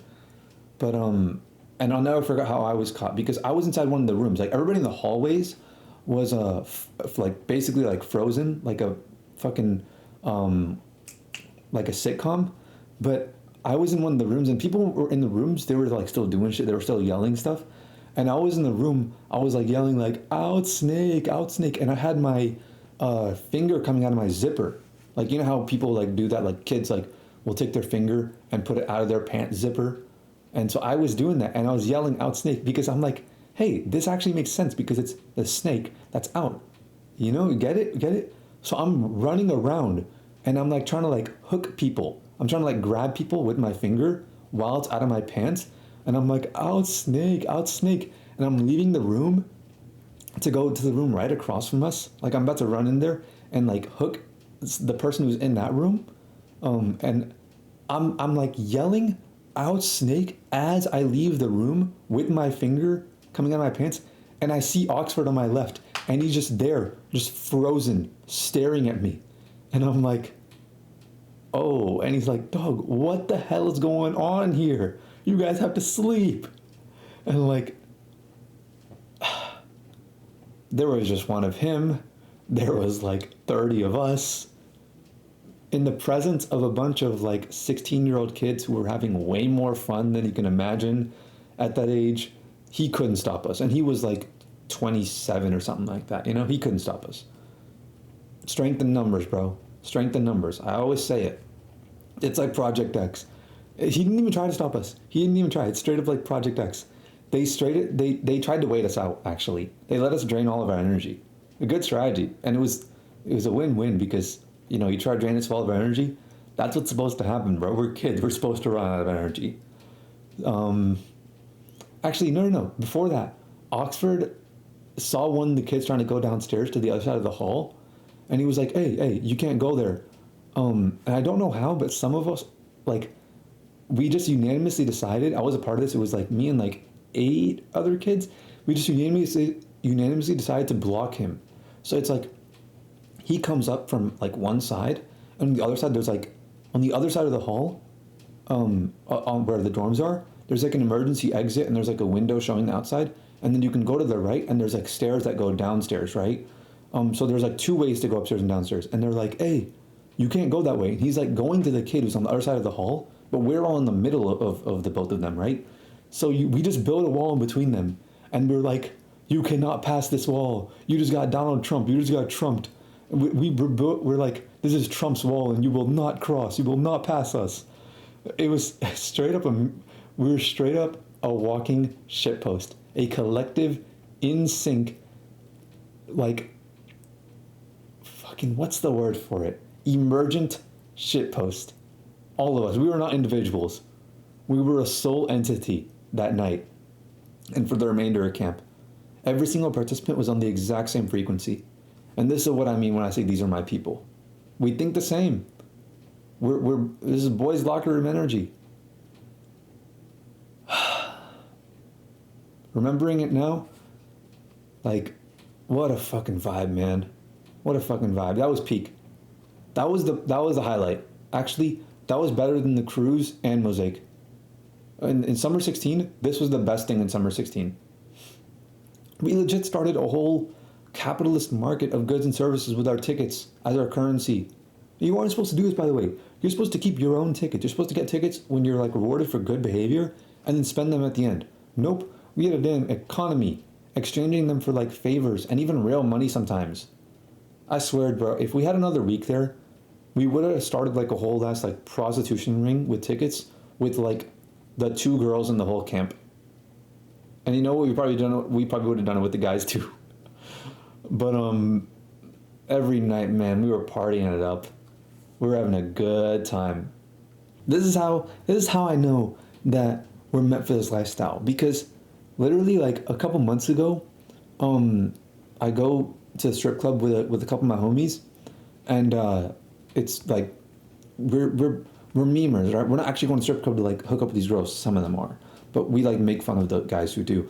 And you know, we're like throwing ones and stuff, and I bring like $10. And this kid who was with us, I say kid because he technically wasn't even old enough to go to the strip club, but he was like he was like 19, 20 years old, something like that. He starts throwing admit 1 tickets. He's like, watch me throw these ones, and it's admit 1 tickets on the girls. And it's the same shit, because the tickets we got were admit 1 tickets. Nothing's changed. Like, people, I was literally talking about this last stream. People think you need all this money to have fun, live an awesome life. I swear, bro, the level of happiness I have now supersedes that of every single person I know. I'm the happiest person I know, and I know a lot of rich millionaires. I know a couple billionaires too, like smiley billionaires. I've had like, you know, ups and downs, but if you can't have fun with admit me tickets with a group of your friends, you're not going to have fun with real dollar bills with a group of your friends. You're not going to have fun regardless, okay? There's fun people and there's boring people, and fun people make it work. Most of the time, though, we would just we would use the tickets to just get people to pick up our trays of food. It was just more efficient to have one person take everybody's trays and everybody's cups and plates on their own tray, so that way we didn't like all have to go, you know, just time efficiency or energy efficiency rather. But yeah, we would just give that person tickets to do so. This was more in Camp 3 than in Camp 2, more in Camp 2 than in Camp 3. But we played a lot of like games that were like decided by counselors. Like sometimes we would play chopsticks to see who would take the tray in Camp 2, or we'd play like rock paper scissors and things like that. And I'd play chopsticks. Or we play that like gun game, and I play these games with Zoeb for like years when we were little, so I don't lose, like ever. Oh, let me actually show. I want to show that gun game. Let me make a note of that. So, yeah, I think No, this was Camp 3. This was Camp 3. It might have been Camp 2. I'm not exactly sure, but I think this was Camp 3. So we're telling everyone to like, we're telling this one dude like, oh, stack up everything on this dude on your tray, because he like lost a bunch of bets or whatever. And there's like 7 trays with all like plates and silverware and like leftovers and cups and all that. And a lot of the time we'll have like drinks that are like half full, half empty, whatever you want to call it, and they'll still be in the cups. And if you're taking all this stuff, you basically have to balance all the cups. And a lot of times the trays would be so full that they would have to float the cups into each other. Like they'd have to take one of the cups, like they'd take one of the cups that are half full, put it inside another cup that's half full, put that inside another cup that's half full, and it would be like a 7-cup tall stack that would be like way too high. And I remember one time the stack was so high, it was unbelievably high, and it was each cup was like full. It was like they were on average like half full of like whatever liquid they had inside it. And my dumbass, I didn't actually think about this. I wasn't thinking, but I was like, I decided to make the cups go lower. So I'm like, oh, don't worry, bro, I got you. I'll make it a bit smaller. So all the cups were like floating in each other. Basically, they were like floating. It was like sitting there, and I took the top cup, and he's holding the tray. He's standing up. He's holding the tray. I'm like, don't worry, bro, I got you. And I press it down, and it forces the drinks out into like a giant like fountain, and it showers all this like soda on like everyone around us. That was legit the funniest thing that's ever happened to me at IDTech. I ruined like 12 people's outfits in one fatal swoop. One motion, I went, don't worry, bro, I got you. And just ruined everyone's outfits. It went everywhere. Like, there was drinks still inside the cup. I didn't think about it. I knew it was floating in there, but I just pressed the top cup down, and it made like, it was so cool. It looked so cool because each layer made like an umbrella of liquid that went everywhere, like a Wi-Fi umbrella. That shit had me on the floor, bro. That shit was so funny. And that wasn't the only time that happened either. We actually started to use this as a weapon after I did this the first time. And because everyone knows I'm not the type of person to like care if stuff gets spilled on me, right? I walk around in the rain a lot. I'll jump in the pool with like full clothes on. I mean, like, I do nothing to my hair. It's clear, like, I don't care what happens to me on the outside. My skin is waterproof, and as long as nothing goes from the inside to the outside or outside to the inside, I don't care what happens, right? So, we literally weaponize this. Where we try to be like, here, try to get this guy. So we take like 5 cups, and the dude would be holding it, and he tried to like spray it on them by pressing the cups together. It became like a weapon. It was so cool, bro. It was so cool. But I remember this dude, this like kid, he was like 12 years old, so creative. He walks up, he has like 4 cups in his hand, and they're all like floating in each other. They didn't even drink it. They filled up the cups just to do this. And he goes up to this like counselor, and he's like, give me all your tickets. The counselor's sitting down. He stands up. He's right next to their table. He's standing up next to their table, and there's like 4 counselors at a table, and he's like, give me all your tickets or I squeeze the cups. And it's like, dude, that's so badass. That's so cool. That's so cool. Straight up role play, and I fucking love it. But yeah, in the second camp, people were very reluctant to give up their tickets. Not in the third camp. We were trading tickets. We were throwing tickets around like it's fucking, I don't know. There's no other way to describe it. Tickets, I guess. But oh, wait. This one also happened in the second camp. We found condoms. It's not that much of a surprise now. I mean, it's a college, right? But for us kids, like finding a box like full of condoms, we just grabbed handfuls. We just grabbed them. And eventually the entire camp was like layered with like condoms just hanging around everywhere. It was so fun being immature. I still like being immature. I don't give a fuck. I'm gonna be immature. Try and stop me. So yeah, there's only really one more thing to say, really, unless I think of something else. But I think that's everything. But the end of camp is like the 7th day or something like that. I think there's 7. No, there's like 7 plus the day in the beginning where you show up and you introduce, and then there's like the graduation or what, I don't know. But it's around a week. And so the last day, before the adults come, there's the raffle. And I don't know if I saw the video. I know someone does. I know. Fuck. Fuck, dude. Wait. I know I have this video. I know this video. There's 2 angles, but I think I only have one.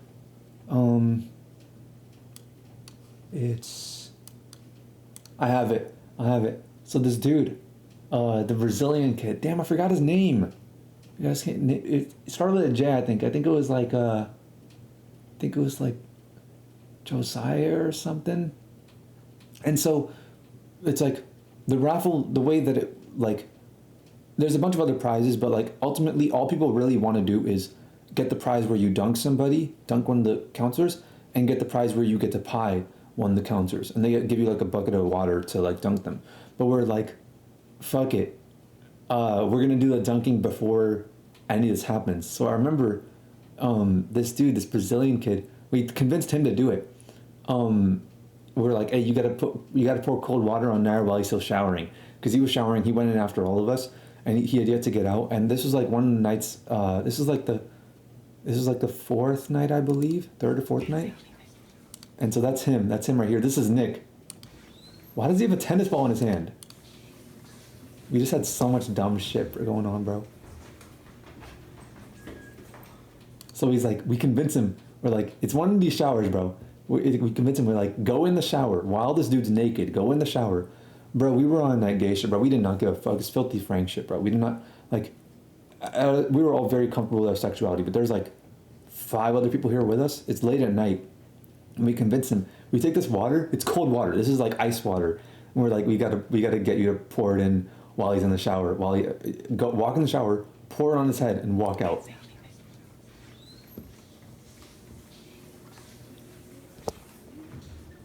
I don't know if there's sound. You can kind of hear sound. What up, BB? What up? He goes in the wrong shower. He goes, yo, what up? As this dude's coming out, he goes into somebody else's shower. What up? He walks out and sees all of us, and we're like, run. That shit was so funny, bro. That shit was so funny. There's another angle. It's a better angle of it. I don't know if I have it though. But yeah, we were like, the reason why we did this is because we knew about like the whole dunking thing. We knew like this is part of the culture of ID Tech, right? And then on the last day we're there. You know, we got all of our tickets. Our strategy had paid off. You know, we had such an absurd amount of tickets. I believe it was that kid Matthew who was like our representative basically, who put his name on all the tickets, and he knew the will of the group basically.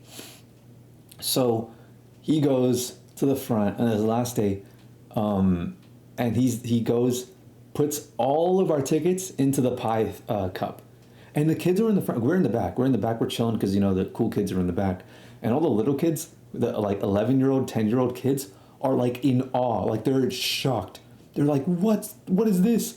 Because they see like, because they all try to put their tickets in there. They're like, oh, I have 5 tickets. Let me put it in there.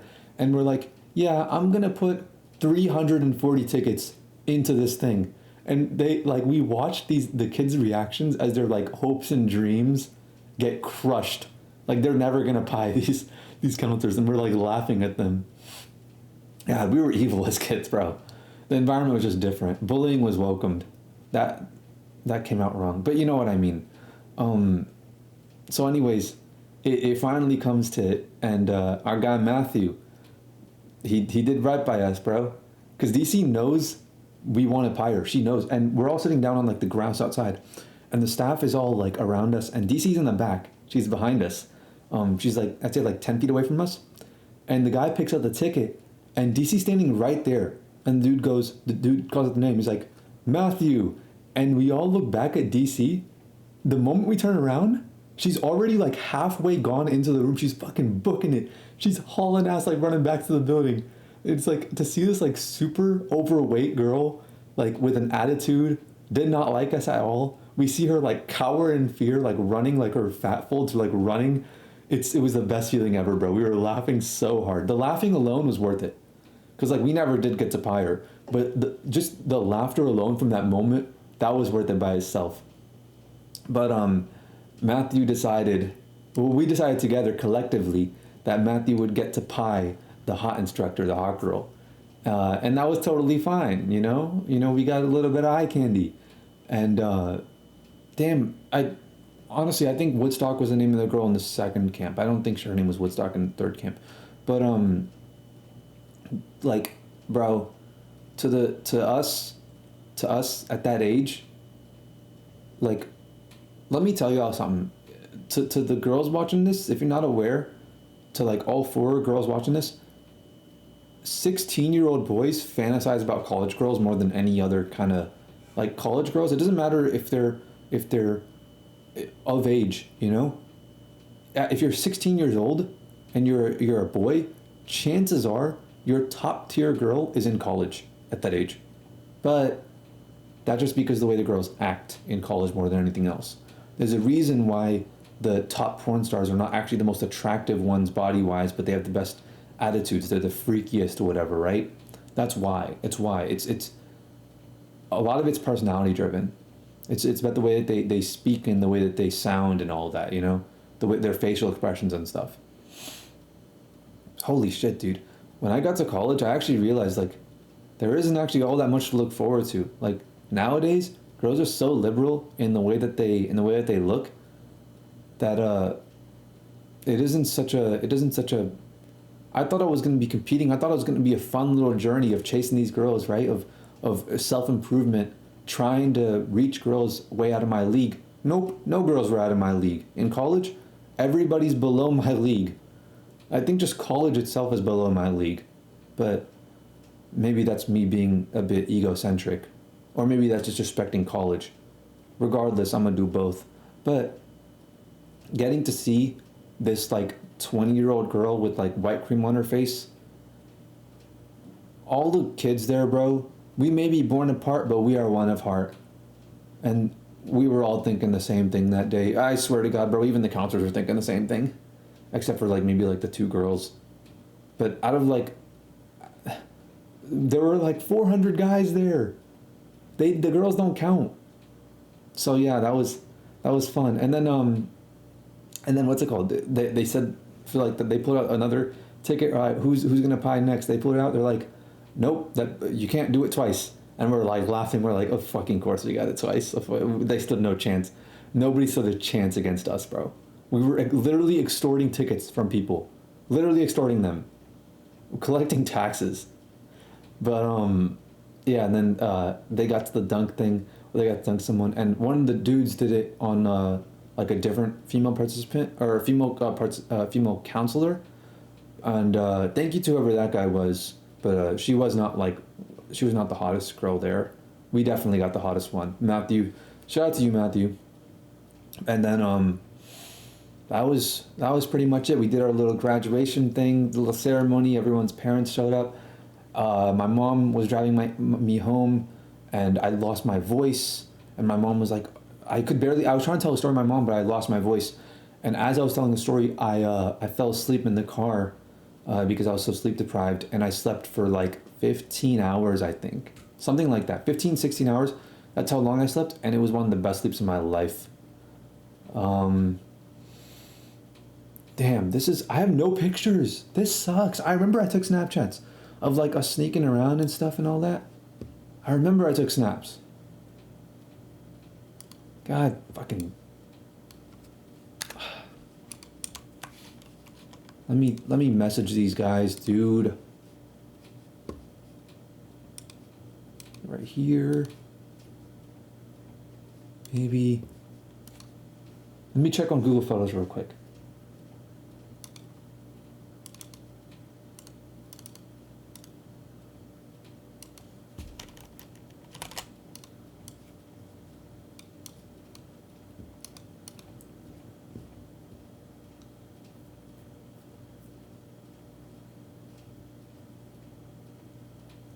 Damn.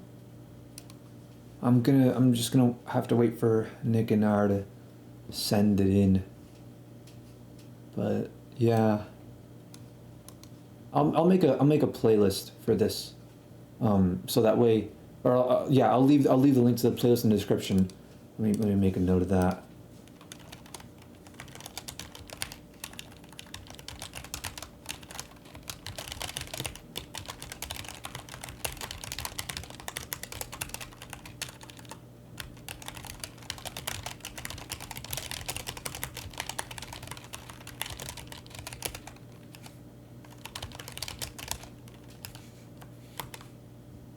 Okay, cool. I'm gonna see what I can do. But yeah, that's pretty much it for the ID Tech story.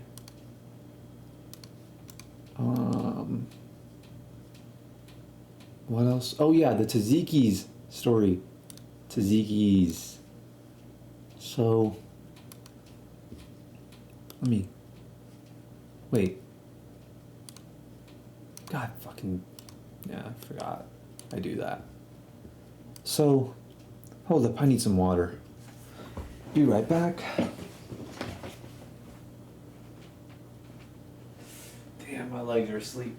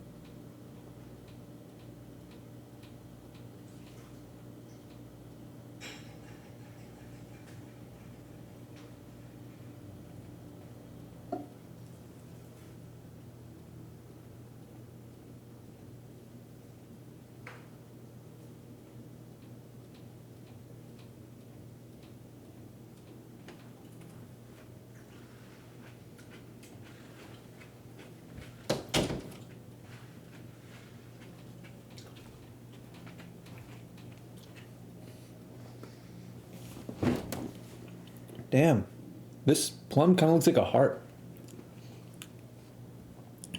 Actually, wait, I have a webcam now. Damn, dude, I haven't turned my webcam since Zeb told me not to. Zeb was like, bro, you look kind of ugly, turn your webcam off. And then I turned it off and I never turned it back on. It's, oh yeah, it's pointed upwards.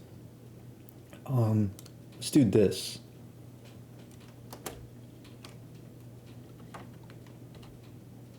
I could have described the cups and all that. Oh well. But yeah, look. Doesn't it kind of look like a heart?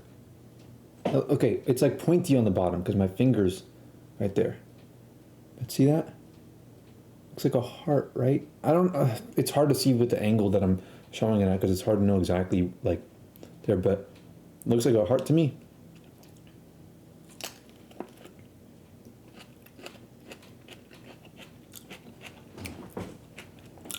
So,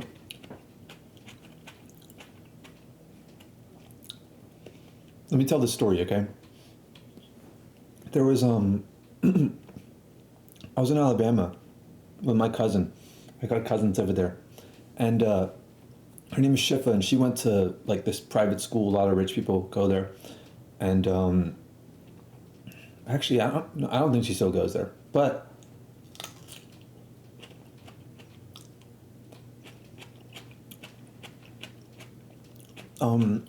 what's it called? There's a lot of like. Naturally, she had a lot of rich friends. Like I dropped her off to her friend's house. Her name is like Temple or whatever. They live in this like crazy big house and all stuff. A lot of rich people there, right?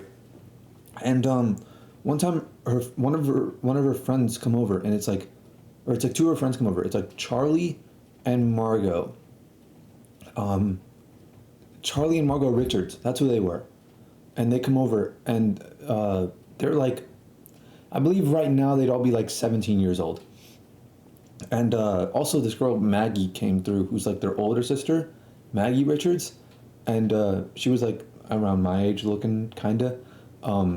and she only came to like drop them off, and then she left, and like Shifa and Margot and Charlie went and like hung out and did their thing, right? I was with them for a bit, and then it was like whatever. But they were telling me like, oh, our dad owns this like restaurant chain. He's doing all this stuff, and he basically started like this whole like franchise. I don't know if it's a franchise. I don't know if you can franchise it, but they basically started a chain of restaurants. And I remember like, oh, that's cool, pretty cool to hear, you know, good like business, you know, nice entrepreneurial dad, good person to look up to, you know, and then a couple years later, I'm with Sham, and I'll show those pictures, but I'm with Sham at this restaurant, and he's like, oh, have you guys tried this place? They got a pretty good like fish thing here and all this stuff, Mediterranean kind of place. And I'm like, this place is so familiar. This name is so familiar. That was the place in Atlanta, Tazikis. That's what it is. They own it. They're literally the owners of Tazikis. I met the owners of Tazikis' daughters. Tazikis Cafe. Yeah, if you look at it, like Tazikis,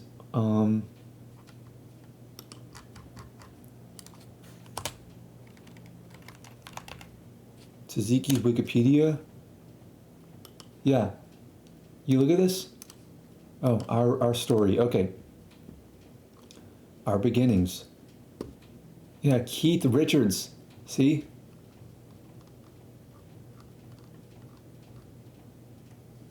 Community. They literally own the place. Like they own the whole thing. The whole thing. And it's like a huge thing now. Look at this. Number of locations, 90. Dog, they got 90 locations. Keith and Amy Richards, Birmingham, Alabama. Yep, that's where they live, Birmingham, Alabama. Revenue, 28 mil in 2014. If I go right here, if I look up like, hold up. Let me see if I can find on, let me go on Instagram real quick.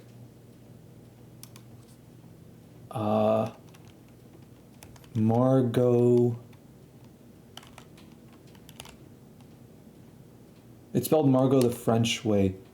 So Margaux, I believe. Margot Richards.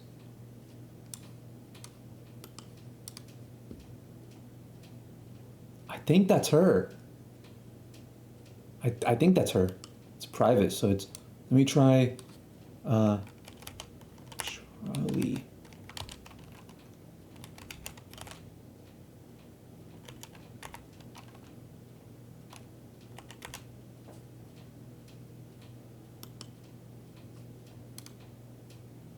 I guess not. Wait, no, Charlie might have been, hold up, let me look this up.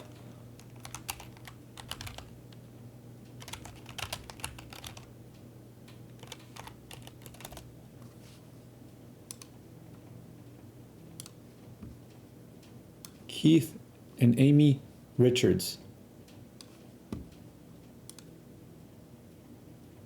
Wait, that's them. That's them. I recognize them actually. That's Margot and Charlie, I believe.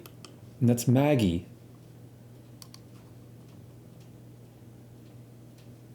No. Going up in alumna. Yeah. Oh, no. Okay.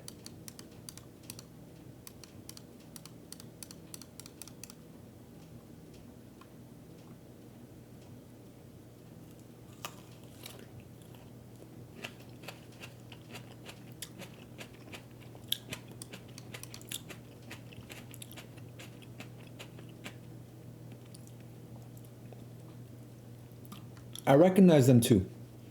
I can't tell who is who. I can't tell which one's Margot and which one's Charlie. I don't even remember if her name is Charlie actually. But I remember Margot because it's the Margaux spelling. But yeah, that's them for sure. That's crazy. Isn't that like, what are the odds that I end up going to that restaurant? I ended up going there and it was totally unintentional. Like, let's see. Let's see the menu. I didn't eat anything there because it's like when you're there with people, it's like if you're gonna be eating like that, in the situation that we were in, it was going to be like Sean would buy our food, right? And we want to make sure that we're not being freeloaders. So I'm like, no, I'm good. I'm not hungry, even though like I was, and I didn't want to buy food over there. I didn't want to spend the money because it seemed like an expensive place. Mediterranean food always tends to be a bit more expensive than like, normal fast food or whatever, right? So I'm like, okay, you know what? I'm good because I don't want Sean to pay for me. I don't want to seem like a freeloader, you know? Even though he wouldn't have minded. He offered to buy his food like twice while we were there. But let's see what they got. Yeah, I think this is what he got. Some fish thing. Maybe not. And then there's like euros and stuff, I believe. Let's check it out.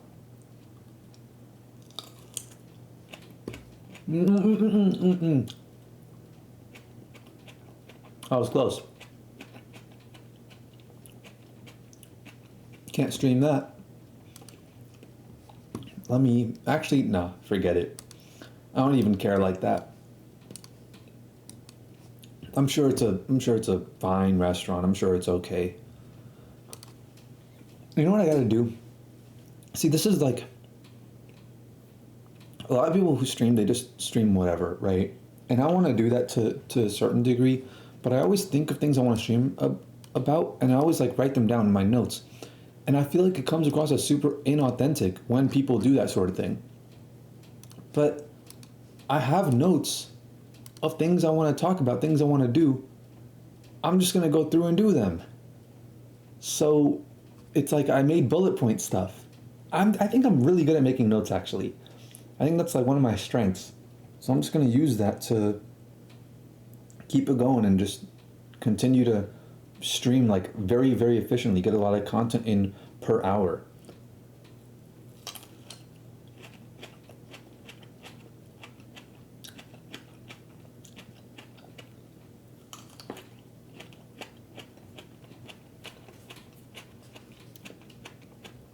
So what else do I got in my notes? Let me see.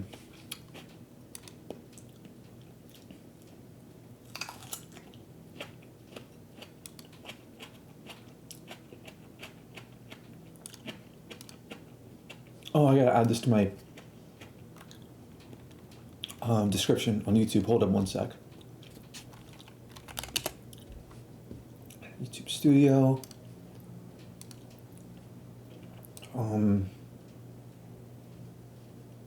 Damn. Clips. No, wait. Yeah, clips. Okay. My channel.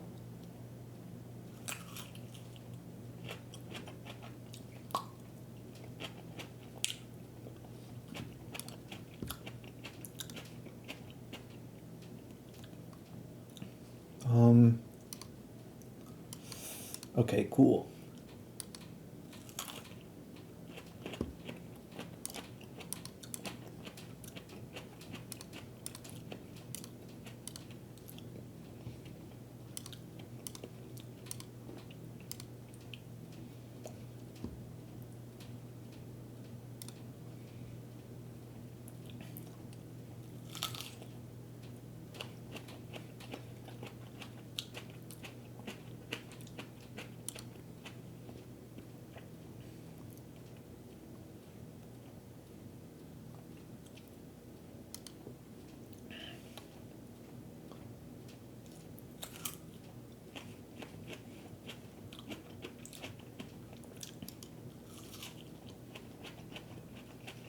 YouTube Studio, okay. I was just reading some comments. I gotta stop doing that. I gotta stop reading comments. Okay.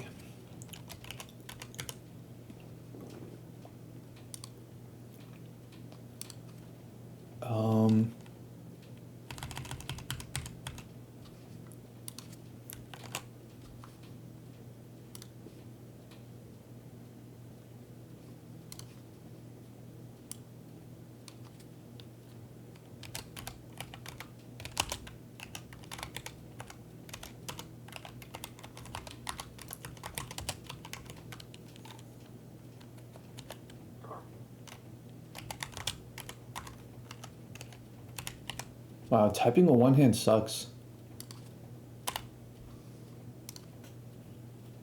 Let me save that in there.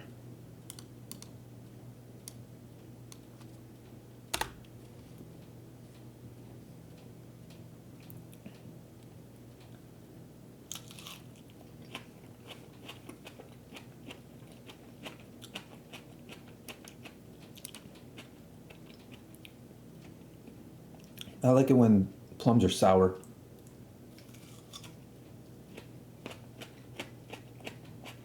Or just fruit in general.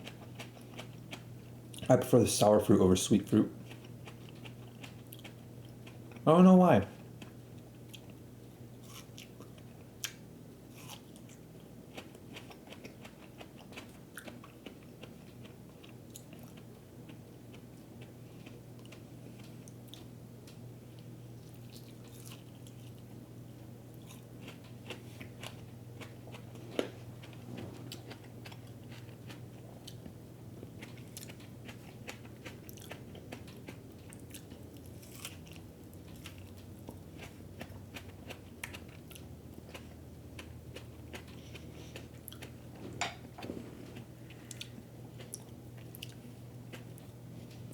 Yeah, that plum wasn't that great.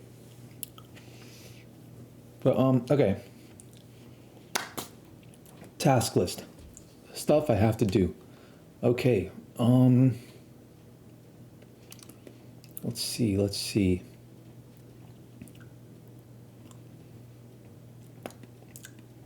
Ooh, wait. I could I have to talk about the share project. I said I would talk about that. When I was talking about Shaza and the stuff in Mosaic. Or not Mosaic. Wait, was it Mosaic or I don't know. I think it was Mosaic, yeah. So okay, cool. I have all this stuff right here actually. So the share project was, so we had so there's this like whole thing is REC, okay? Talked about it a couple times before, where it's like religious education center, religious education class, and hold on, let me put my OBS on here. So you go there, it's like once a week, and when you get older, they started this new thing called STEP, and then there's Share, which you do certain projects, right? They try to get you to. It's actually a very smart idea when you think about it. They try to get you to be involved in the community and like do something, right? And Zob, a couple streams ago, was talking about how Mehmet gave some really stupid idea for the Share project.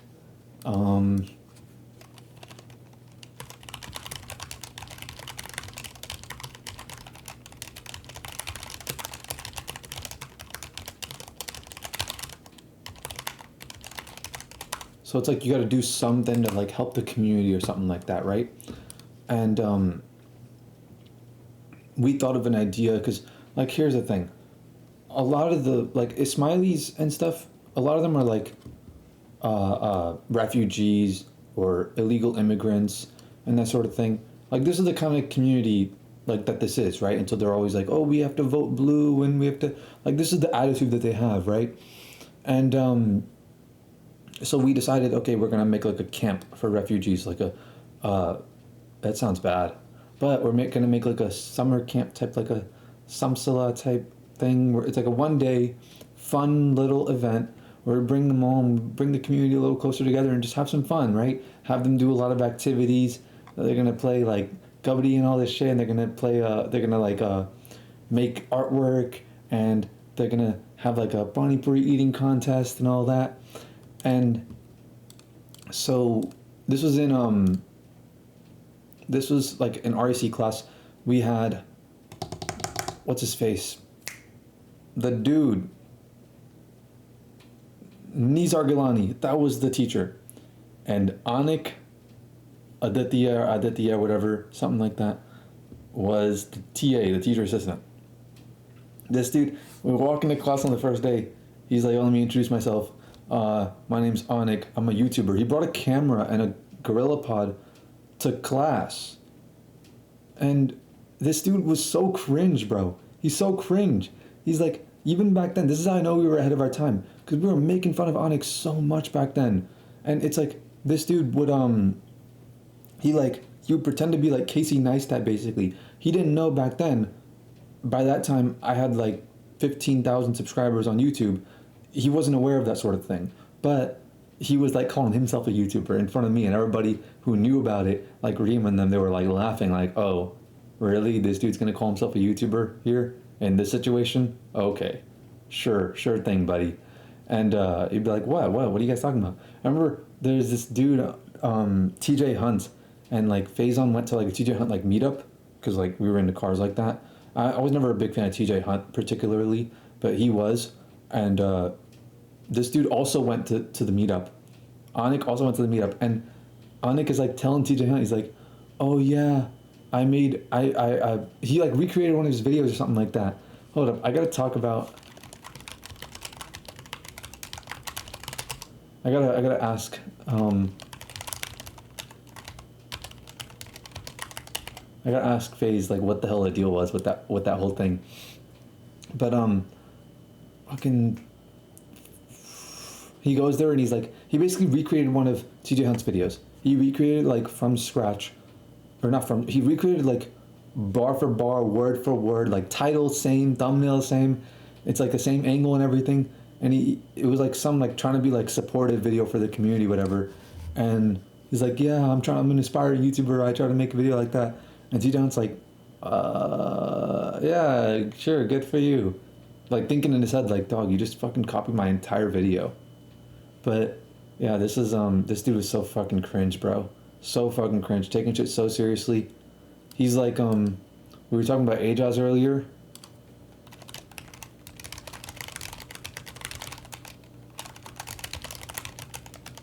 We were talking about Ajaz. He was like Ajaz of that age group. That's what he was. But yeah, we go to class. We're always screwing around. Me and Raheem and Sahil are in the same class. And we're like, and Mohsen, what the hell? Why did I miss that? Yeah. It's me, Raheem, Sahil, and Mohsen. Pretty stocked class. So I remember he tells us in the beginning, he tells us, he's like, oh, I want to share a story with you guys. You know, a couple years back, I was like really depressed and all this stuff. And like nobody, like, people don't just say this stuff. If they're truly vulnerable like that, they don't just go around saying this to anybody like random that they just met. And he's like, you know, I took 19 Xanaxes and, you know, I almost died. And he's like telling us all this stuff, trying to like get sympathy from us. And we're like, dog, at our age, one Xan is enough to be like dangerous. 2 Xans is like fatal. Like that's fatal. That's a fatal amount, I think. 19? Dog, you're capping. You don't even know what Xans are. You don't even know what the fuck they are. People cut Xans to take them. They cut the pill to take them. That's what they do. You don't even know what the fuck they are. 19? Yeah, nah. This dude was like 19 years old. That's probably where he got the number from. I think he was like 19 years old. But and he was telling all this shit. He's like, yeah, I made $3 million in sales on eBay all this bullshit, bro. All this bullshit. But we were fucking making fun of him so much. So we do this thing. The class was like an REC class, doubting religion, that sort of thing, having arguments. Mashal was in that class. She's a fucking idiot. Like the light-skinned Mashal, and she's so fucking stupid. But we're in this class and we're like doing all this like prep stuff. So we start preparing. Mohsen, so we delegate into our roles, and Mohsen has some role, and it's like Shaza and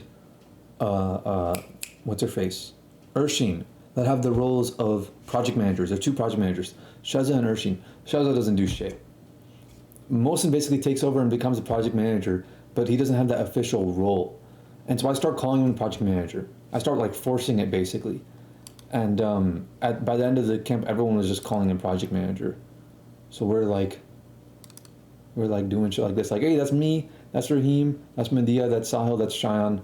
I mentioned earlier, he's in the USIG video. I'll leave that in the description. And this is Shaza, I believe. And this is all, I got all this stuff loaded up right here, bro. So we're like having these like discussions and all that, and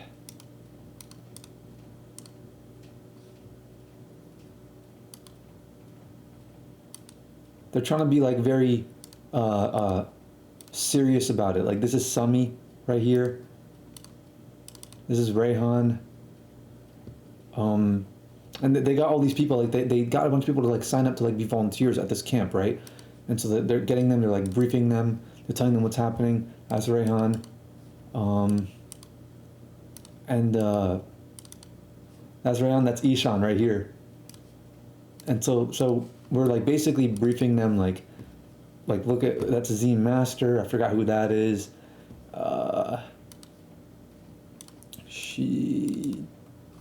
That's crazy that they were all there. Sami, Rayhan, and Ishan. These are old pictures too. I don't think they have these. I don't think they've ever seen these. That's Rayhan again. I think we like recorded each of them like saying stuff so that we can like make this final video. I was the media person. And really we were just kicking it. We were just having a good time in there. We weren't doing shit. We were supposed to be a lot more productive. We were not being productive. There's Summy always fucking laughing at something. And look at, this picture is so telling, bro. This picture, Mohsen and Urshin trying to like explain shit and he's just face palming. I gotta send this to Mohsen actually. I gotta send this. Okay, cool. I'm gonna just save that there. But yeah, we like go to these, this dude, Nizar Gilani, like the teacher, he has this like hotel called Best Western. He has like one of them. He's like a part owner in it, I believe. And we like go there to like do all this shit. These are like school desks, dog. Oh no, these are Kane desks. So we're going there, we're doing this shit. That's me. This is me and Mohsen right here, just working on shit. This is like in like the breakfast area of his hotel. That's Anik. That's Raheem on the left. That's Urshin. Did you see hair too? Saw hair. Saw didn't see hair. Saw hair. And that was Nizar Gilani on the right. Dirty Dan. I've had enough for dastardly deeds, Dirty Dan. Hey, Sandy, sure. Oh no, I'm gonna cut you and your partner, Pinhead. You're my name is Sheriff Sandy. They're still there. What are we doing? They're still, bro. This is how you know we were just trolls. Me and Raheem were just saying this shit. We're just trolls, and everyone's still there. Don't forget. Oh no. Cheesy. Oh, what a Krabby Patty. It's so fucking stupid. I love our humor though. Wait. I can't delete that. I gotta send that to squad. Hold up. Just 1 second.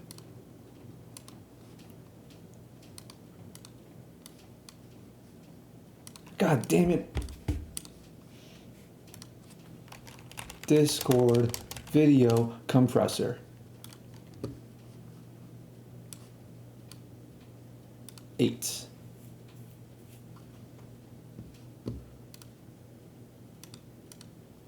What is this? We don't have resources. Oh. Got it. And we have a Jamaat that's available. Yeah, that's Shaza talking right now. That doesn't know about this. So the first step is to raise awareness. We want to let people know that there is a refugee crisis going on, and that there are ways they can help.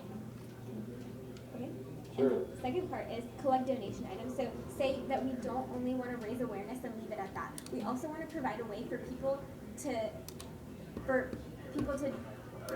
action, for people to act on. Take action. Yeah, perfect.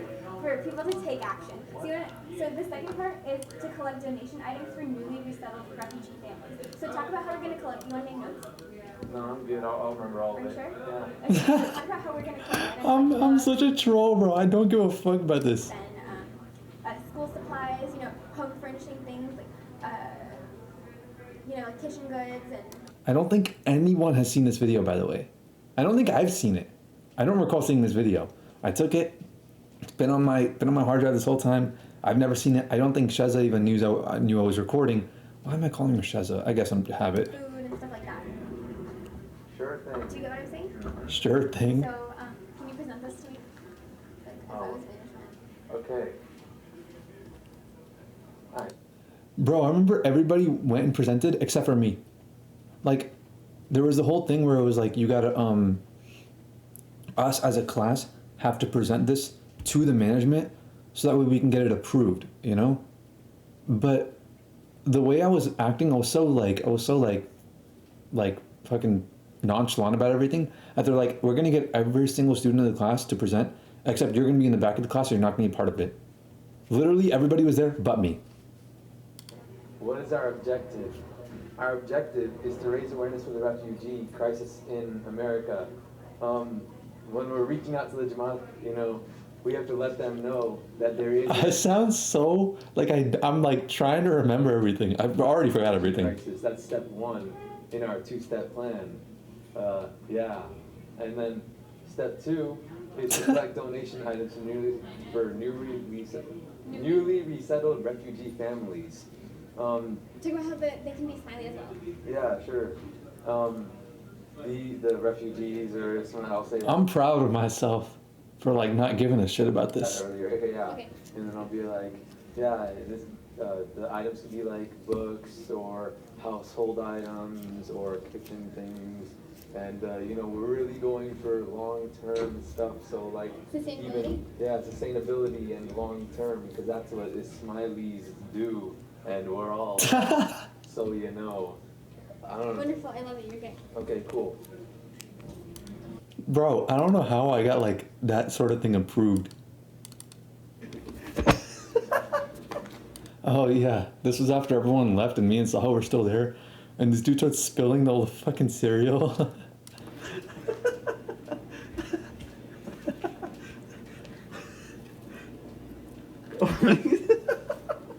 I told you to stop.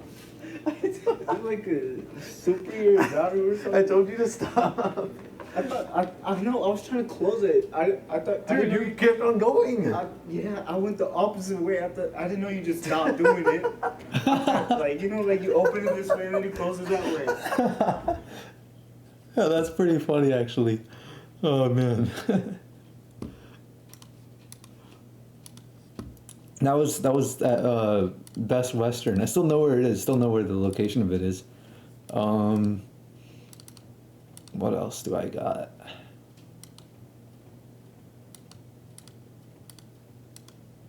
Oh, remember when I was talking about Shaza earlier, I said there were pictures on Google Images that I couldn't find now? This was that.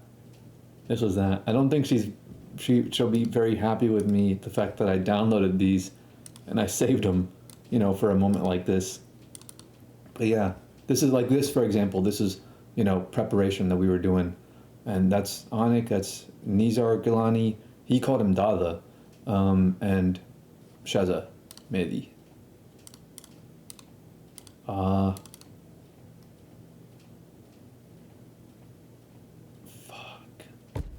Wait, it doesn't say the full address. Maybe I'm good. Maybe. That was so stupid. I should have thrown that into Paint and covered the address first. I'm gonna have to edit this. I'm gonna have to go into the YouTube Studio editor and cut that part out. God fucking damn it. And then that's Shaza and that's Urshin. And that was from this like whole this fucking thing that this dude recorded.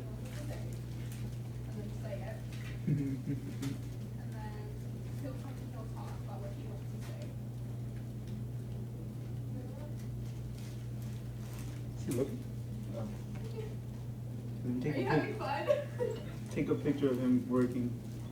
He's actually doing something for once. Dude, look over there. Look over there, Dick, DJ. Stop smiling. Stop smiling. Stop smiling. Stop smiling. Put your fingers on the keyboard. Stop smiling. Shut up. Act like you're working. Stop smiling. I thought you were working because Type legit. Don't type like Urshin. Dude. Stop Stop smiling! He's smart. Butter. Alright, cool. Okay, that so we're gonna say like. You're going to record.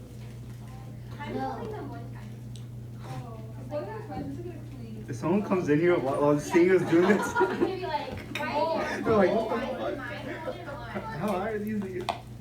Look.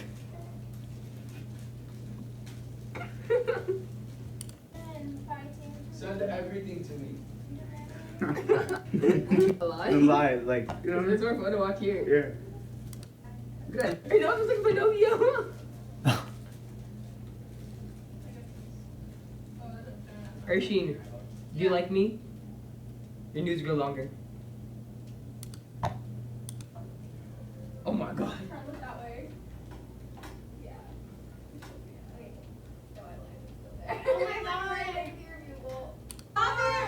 This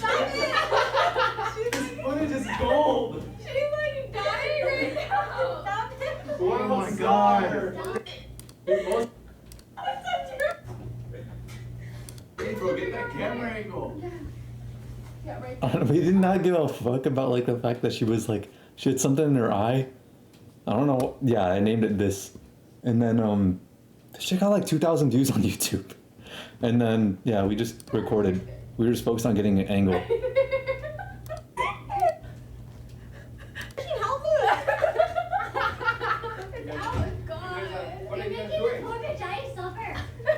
What are you guys doing? And then he walks in at the end there.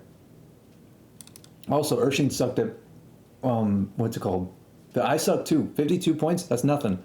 But yeah, Ersheen got six. She's the most garbage at all this iMessage shit. All the iMessage games. What else? Oh, I got some stuff of Mohsen right here. This is from Prep. This is him and Nizar Galan. Oh, dude. They had a funny relationship.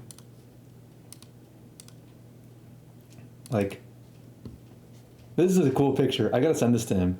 Actually, nah, that's not that cool of a picture. I think he has these. I think he has these pictures. But look, there's this video, which I uploaded on YouTube. It got like, I don't know, 700 views or so. And then people were telling me like, hey, did you upload a video of it? Like, smiley people were like, hey, you gotta take that video down. You gotta take that video down. But it's like, it's what happened. And it's Nizar Gilani calling Mohsen gay. You guys are crazy, man. He said gay. He's so gay. Oh, jeez. There was a fly. I know you're going like this or something like that. You make what? Dada, do this. No. No, I don't want to do. I don't know what that means. I don't know what that means. Do this. This is REC, man. Let's You should take a picture of this. let's go back. Do this. Let's go back. Dada's blood's now.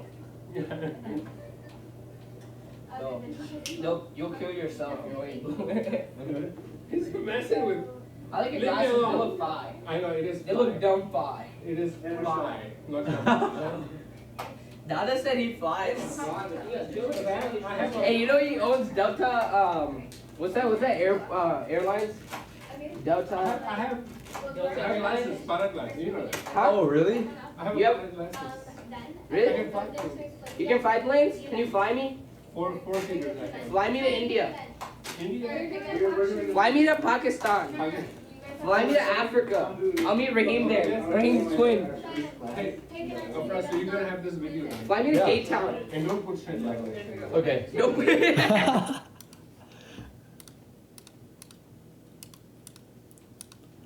Yeah, oops, too late. Raheem, I don't know why I had to flame on Raheem like that. Look at Raheem, bro. Yeah, this is a, I gotta send this picture in there too.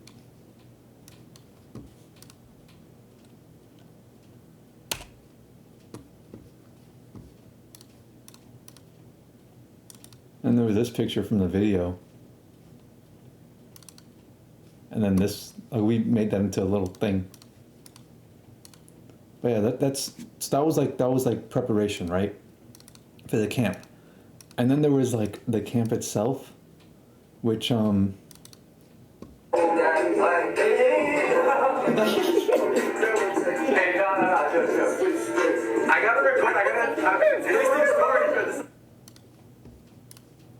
we had a good time doing that camp. That's us. That's all of us. This wasn't even my shirt. I don't know who gave it to me, but this is the whole class right here, basically. It's actually a pretty cool class. You know what sucks about being the cameraman? You're never in pictures or videos. You're never in them. But yeah, this was cool too. Oh look, Ali Bamani. A picture of Ali Bamani randomly. Because this is when he still lived in Atlanta. This is a picture I took of him at the camp itself. And then I turned the flash on and I took it as he was like walking, and he's like, dog, what the fuck? Yeah. But ooh, this is a cool picture.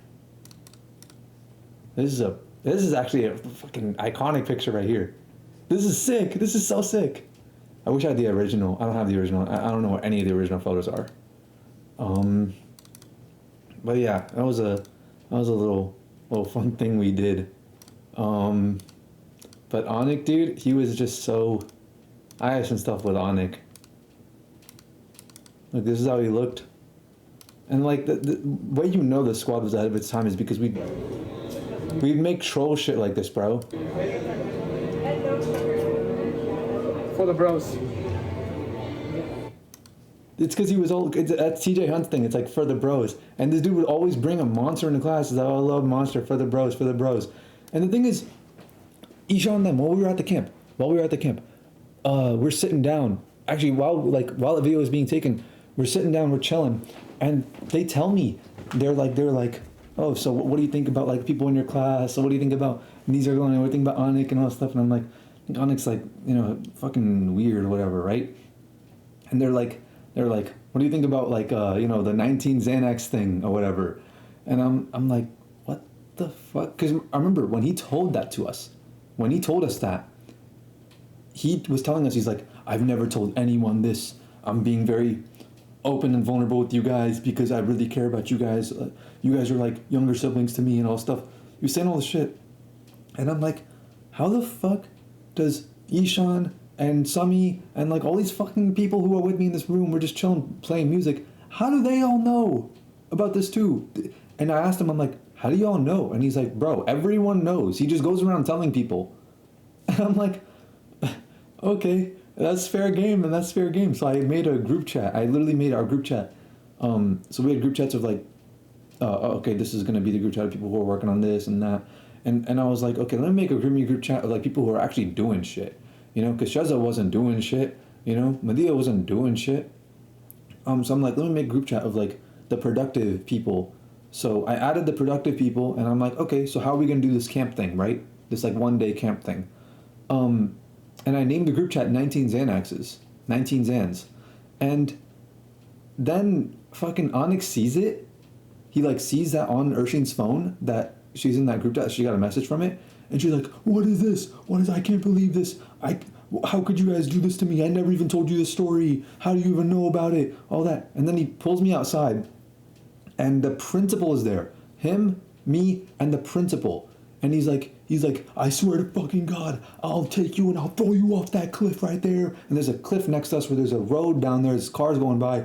He's like, don't fucking play with me like this. He's like cussing at me and all shit. And the principal's right there, and it's like, the principal gets mad at me for doing like the most minor level of shit, of like trolling, of like harmless trolling, like recording someone and things like that. But the principal was like, oh, Onik is gonna like threaten your life? Like repeatedly, back to back, and like assert like physical dominance over you and try to intimidate you? Oh, hey, okay, totally fine. What a fucking like lunatic. Everyone knew about it. And the thing is, like, the way Onik like he made YouTube videos, right? So we'd always make fun of his YouTube videos. So like he deleted all of them. Shocker, right? Oh, the mini vlog. Like, I hate when people make videos like this. Like, they think they're so special. They think they're so special. They think they have so much to offer to the world. They really don't. They really don't have shit going on. And so we would comment on his posts. Like, thanks for the inspiration, bro. Keep up that video quality. I know you low-key keeping it 100. This is so motivational. I almost cried. I can't wait to continue to watch your vlogs. By the way, how's that eBay thing going? I really want to buy some lanyards because I am kind of lost mine. Anyways, you're legit like Anki Johnson or Robert Greene. Best motivational speaker right here, boy. I can't wait to see all 8 of those cars. Yeah, he said he had 8 cars. He literally told us, he's like, yeah, I have 8 cars. Can't wait to see all those 8 cars. Winky face. Shout out to Cher, shout out to Dada, shout out to Ali Money, shout out to Nair's amazing plane impression performance in Mosin's music video. I have to show that. I already did show that, but I didn't show the green screen of it. And then I like put this underneath it. This is so stupid. This is so stupid. But we were memeing, bro. We were memeing. Making 9/11 jokes to Muslims is like the funniest thing ever.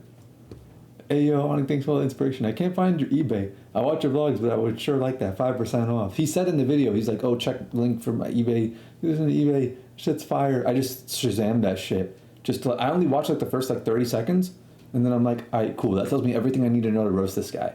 I didn't actually watch his videos. It's boring as fuck. Waking up at 2 a.m. to blog for us. Can't wait for your project part 2. Exclamation mark 1, exclamation mark.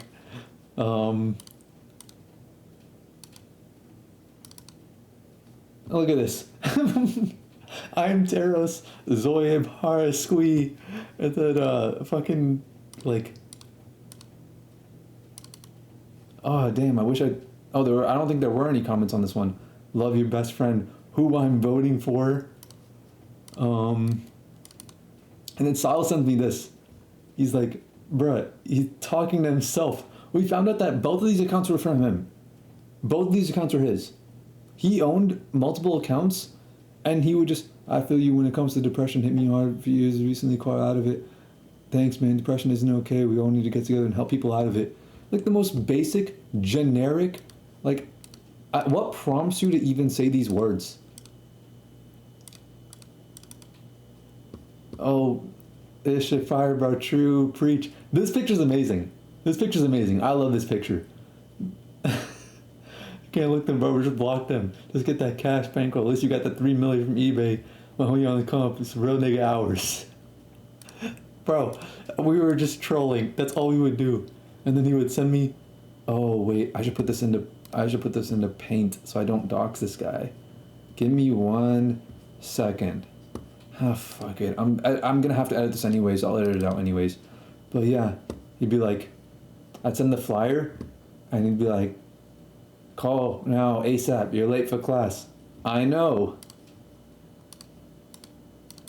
Or he'd be like, I'd always do some dumb shit. You're forgiven, but try to learn from this. Research this, then show me what you've learned. But no, you are forgiven. And I would send him this fucking, like, some CM shit. You need to send the video out real quick. I remember, like, he'd make vlogs and they'd be very basic. So Faison decided to record one time while we were at Naira's house, and look what he made. What's up, guys? Onik brand new vlog. What's up, guys? Onik here. So I got an inspirational vlog with my students. He's my student. You know, he tried to take 18. I think we were geeked the fuck out in this. Maybe. Sorry. 18. He took 18 Xanaxes. Not 19 though. Not 19. Yeah, 19's overdosing, but yeah. That's another my student. That's hey, I got a whole class here. Sir, no laughing in class, please. Okay, so back to the inspirational video. All right, so I got a vlog coming up soon. I got my I didn't copy Teach Hunt at all. My keep cruising forward is not Teach Hunt's keep moving forward. Not at all, man. Yeah, that was it. Landscape mode, landscape. Oh, yeah. You have to keep the vlog landscape, dude. Yeah, vlog landscape thing. Motivation. I've been through a lot of stuff in my life lately. Just stuff vaguely. Yeah. Been through a lot of stuff. Like a lot of like Xanaxes. Everyone my knew. eBay business is going pretty. Everyone knew. Xanaxes. Guys, look at the time. 1, 2, 3, 4. But I mean, my eBay business is going pretty good. $3 million. Niggas probably 3 million in cars. Nigga probably sold 3 Bugattis. Alright. TJ Hunt has like his little like thing. It's called Keep Moving Forward. Like it's a little motivational thing, right? You know how he does. And he has the for the bro. Dude, this is so stupid. This is so stupid. We were ahead of our time. We were straight up ahead of our time. Monster. Yeah. Yeah, guys drink Monster every day, dude. For the bros. No. Like literally, Anik, he copied TJ Hunt. He was like, yeah, keep cruising forward. And TJ Hunt was like, wait, this is copy. He was like, yeah, good idea, man, good idea. And I could see TJ Hunt's expression. He was like, I think you copied my idea, bro. And dude, TJ Hunt was holding like 30 cans of Monster because everybody was giving him Monsters. For real? Yeah. Oh my. It's your tradition, dude, because he used to drink a Monster. Dude, Jaden McDonald is retarded. Huh? Oh, we gotta talk about Jaden McDonald. It's a tradition, like, the fans go and drink a Monster every day. It's for the bros, dude. It's so stupid. For the bros. And that's why they gave it to him? Yeah, like every time we brought meet up, like this is a meet up, he used to give it to him. Now he stopped drinking them. Yeah, he stopped drinking him. Now he's addicted to Xanax. Yeah, that was a fun little thing. That's pretty much it for the share project. But yeah, shit. I'm gonna need to I got a lot of stuff I gotta add to these descriptions and add to my notes. I got way too much, but fuck it. Let's just keep going through. Let's keep burning through these. What else? ID Tech. Share project. Oh wait. This fucking, hold up. Let me turn this webcam. Hold up.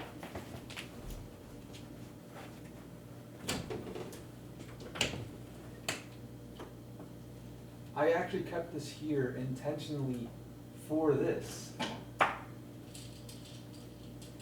So I told you guys I'd show my shirt from Mosaic, right? This was it. We did like a bleach thing and then we went back there and we put like paint on it. And on the front, like, there's like some paint right here. It's kind of hard to see because the webcam is absolute garbage. But on the back is where we actually put everything. It's like super thick paint. Like you can see like it pops out. Like the paint is literally like kind of like 3D, like it pops out and it would like get stuck on stuff. And it says, what does it say? It says, I should have put the hanger on it. Hold on, let me get the hanger.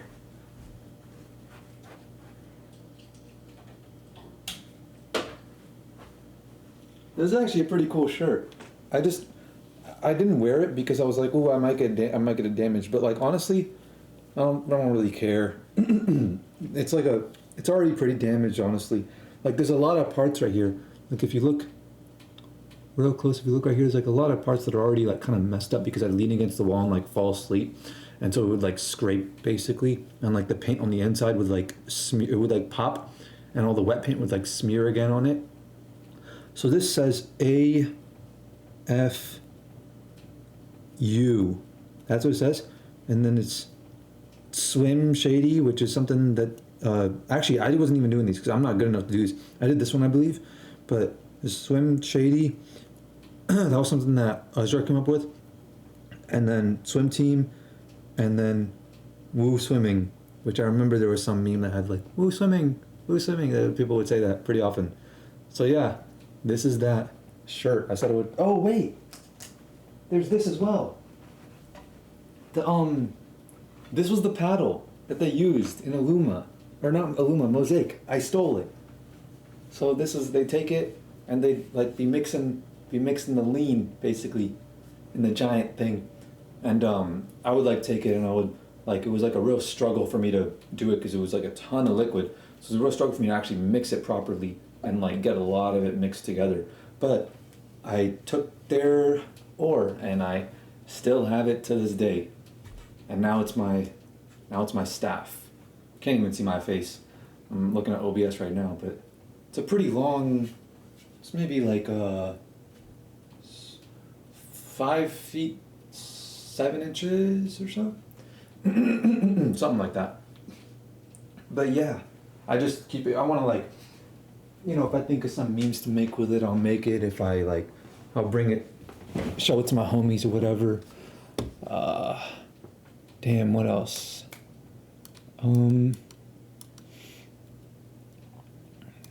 Let's see. Oh wait, I also gotta show that shirt from that lockdown night.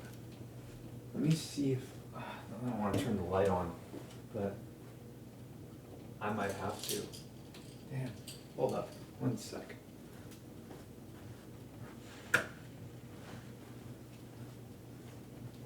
So.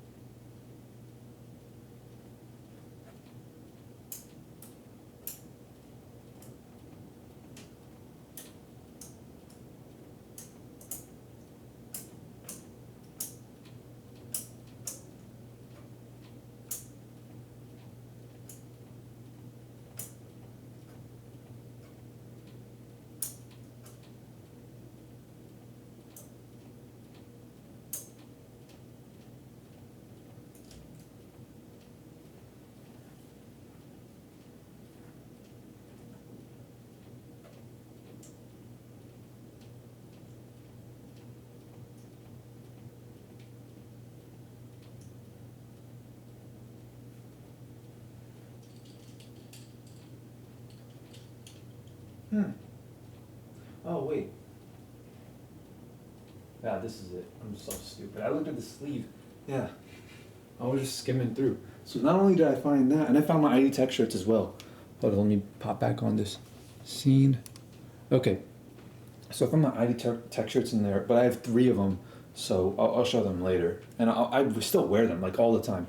So this was actually a shirt from that One Home thing, that Project One Home. Actually, the original project name was Project Hoppin', Hopin, helping other people in need. I think that's a cool name. I think that's actually a stupid name, but it's cool that we thought of it on the spot like that, and it's a pretty cool acronym. But it's cringe. But yeah, One Home, and this is like the Jamaat type thing, and this is on the back, and pretty basic. Unlock the, what the fuck does that say?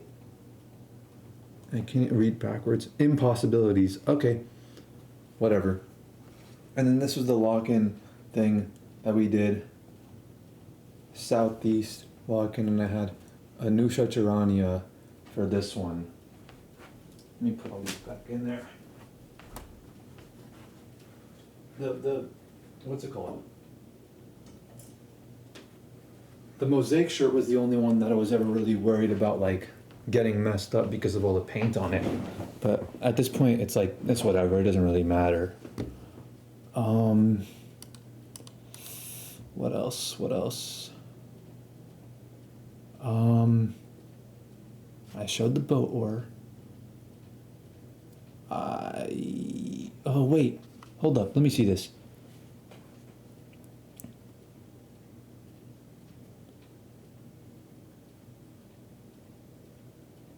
Wait.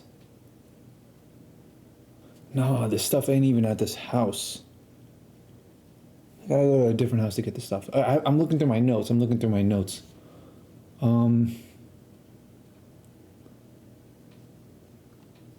Damn. I got some stuff here to show. So, I don't know. Look at this. That fucking thing, that gaming chair or whatever, they gave the worst, like, here's the thing, I was talking about it, and it was apparently a gift. Like, apparently they give, like, defective units to their employees to give to their, like, friends as gifts, so that way they could spread it around, but they're defective units. Like, what the fuck is wrong with those guys? But yeah, these are gloves that came with the thing. That's cool. Not gonna do nothing with that. Oh, there's these, which these 4 things right here are the only 4 times I ever paid for a cover at a club. So there's this one, which is like a pretty plain. I actually need to turn off the lights back there. It's screwing up exposure.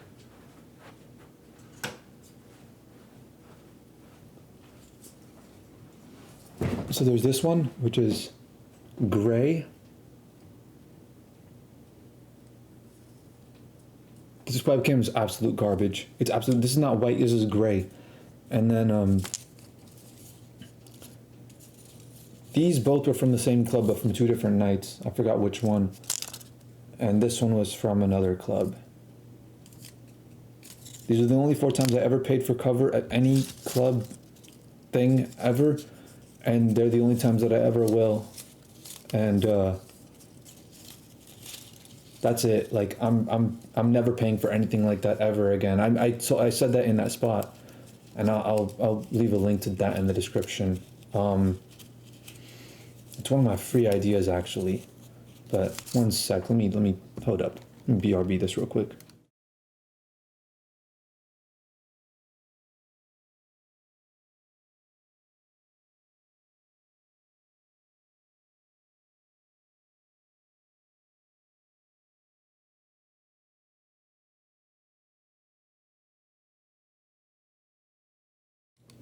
Okay, yeah, so, what else? I have this Mandy cone. It's dried up, like on the tip. I didn't use very much of it this time.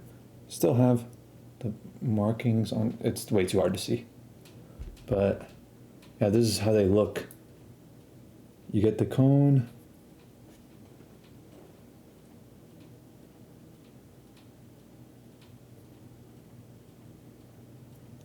It's for like it's for women getting married. That's like that's like their target audience, right? So you take it and you squeeze it out and you go blah, blah, blah, blah, and you do it. And I'm really fucking good at it.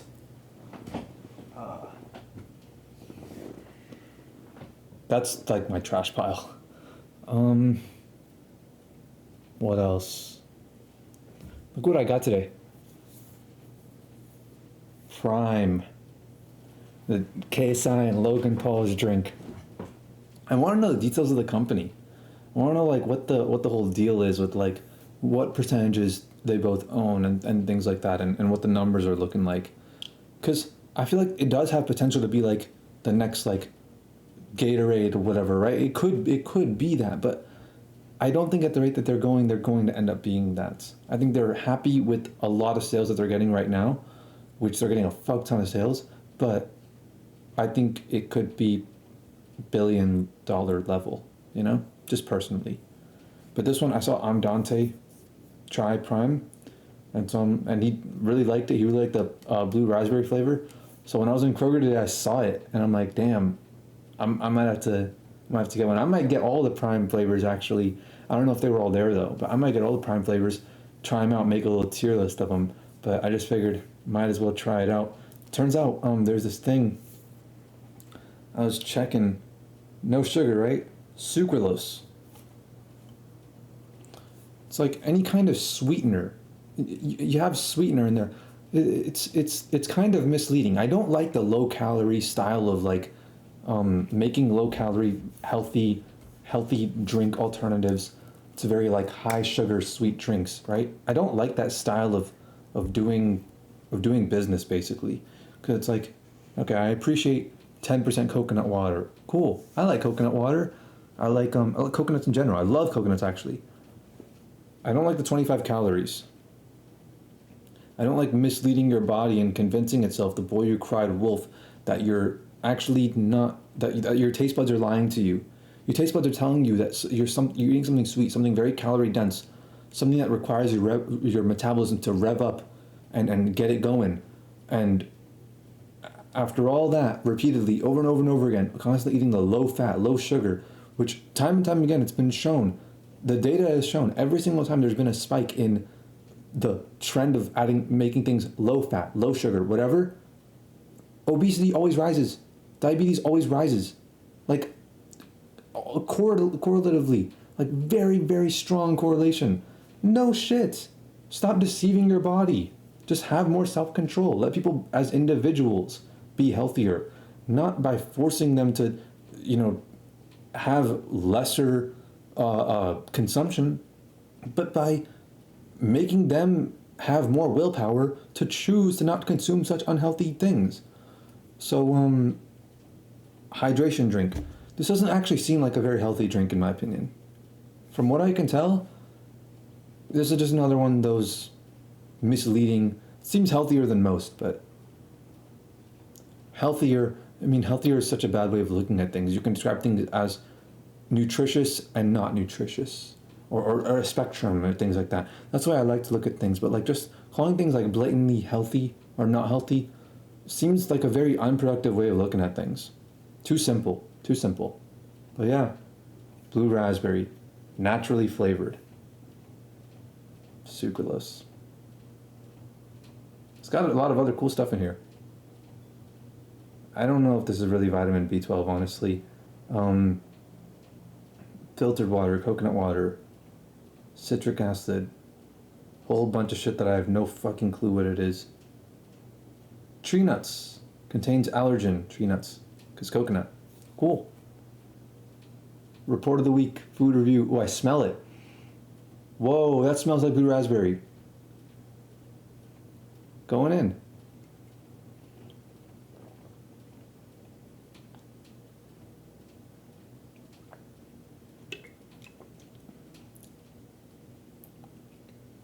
Yeah, that's pretty good. That's pretty good. Yeah.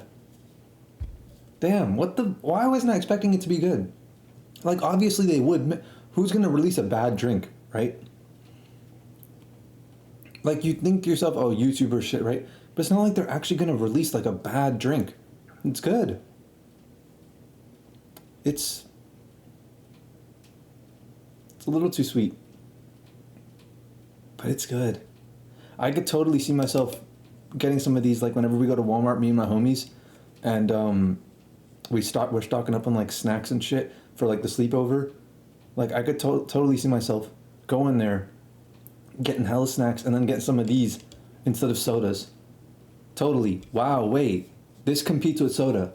This doesn't compete with Gatorade. Gatorade is totally different to me. This competes more with soda than Gatorade, which doesn't make much sense, but this is very sweet. Like, super sweet. Maybe it's because I ate that fruit before this. I shouldn't have done that, but because I knew I was going to drink this, but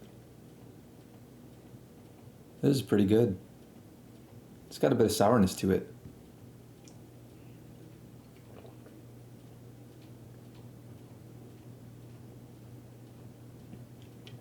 Maybe it's placebo, but I could taste the coconut water. And I'm glad. It's very, very subtle. You probably wouldn't notice if you weren't told. If you weren't told there's coconut water in here, you probably wouldn't know that. Maybe, but doubt it.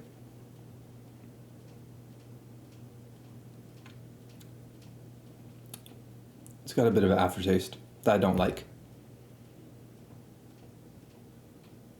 Damn. Pleasantly surprised. Prime, it's actually pretty good. I wonder when they're gonna have it in the UK, because that's when it's really gonna take the fuck off. That's when KSI's really gonna be able to take advantage and be like, okay, let's see what this could become. You know, it's gotta be. It's why isn't it? Why didn't they plan to do it in the UK from launch? I expected it to be in the UK before it came to America. Why am I seeing it everywhere in America? These gas stations and all that shit. Why am I seeing it everywhere here, and it's not in the UK yet? Makes no sense to me. It's pretty good, but damn. Oh, okay. I thought for a second I have desktop audio off. I thought I wasn't recording any of my audio. That would have been bad. That would have been bad if I wasn't recording my audio. How do streamers do this? Streamers legit just like, they don't have a plan. I'm trying my best to like not have a plan. I want to go through my notes because I have things I want to talk about in my notes. But I don't understand, like, I mean, I guess I'm new to this. I guess the more you do it, the better you get at it. What can I just... Okay. I got some videos and pictures to show, actually. I was looking at this earlier. Look at this shit, bro. This webcam probably can't do it justice. It probably can't. Let me, Okay. Let's see if this webcam can actually do it justice. Oh, yeah, no. No way. No way. I'm gonna need to send these. Shit.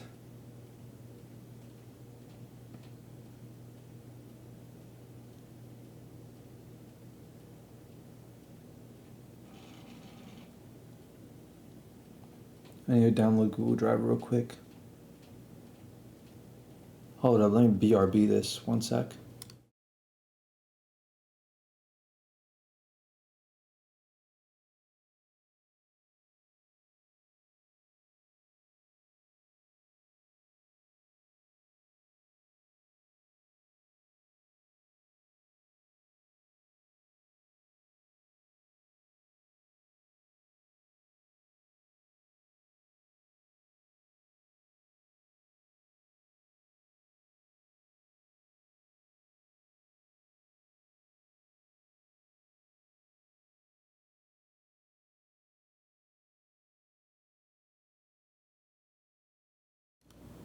Okay, yeah, I had to just upload that stuff to Google Drive real quick.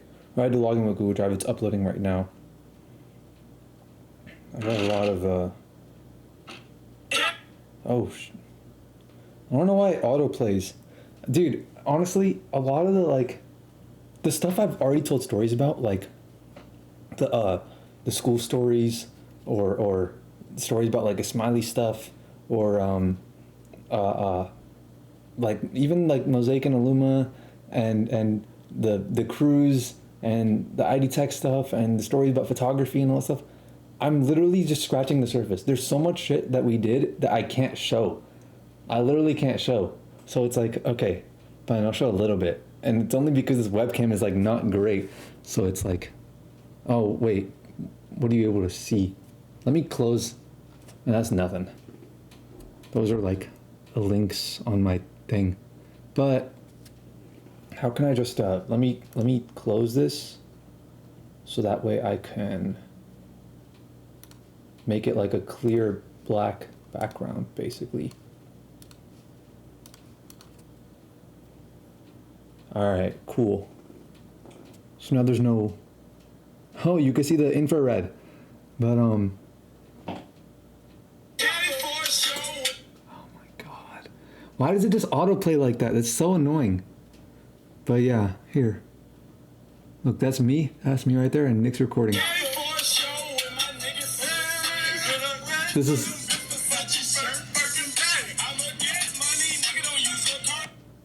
it's a lot of these I'm deleting this. I'm deleting them as I'm showing them, because it's like, okay, here, look. This is another thing from school. That's me in the front, like riding on this like skateboard thing we found, eating some shit from the vending machine. That's Ryan Salik in the back. Oh damn, it's, yeah, he kind of like, he comes up and smacks me, but it's cut off. Oh, I gotta stop just playing. It just auto plays. But yeah, this is like. Hands up, don't shoot. You know I keep the AR on me, bro. Trying to catch this heat, catch this bullet, catch this lead. Okay, I'm done. Like, there's so much shit that I could show, but I literally can't get into it. Like, I'm going to have to talk to a lawyer before I show a lot of this stuff. Like, it goes deep. It goes much, much deeper than this. But, shit. I have a lot of stuff still left on my hard drive, too. What is this? Hold up, I'm gonna BRB this. Wait, no. Desktop audio is off. Oh. That ain't nothing.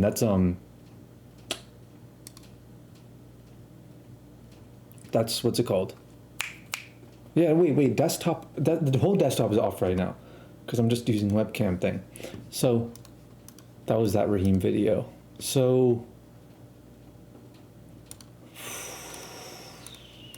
got everything loaded back up.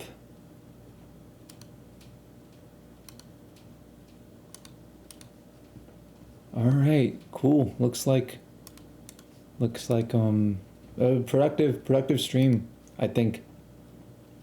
Damn, this is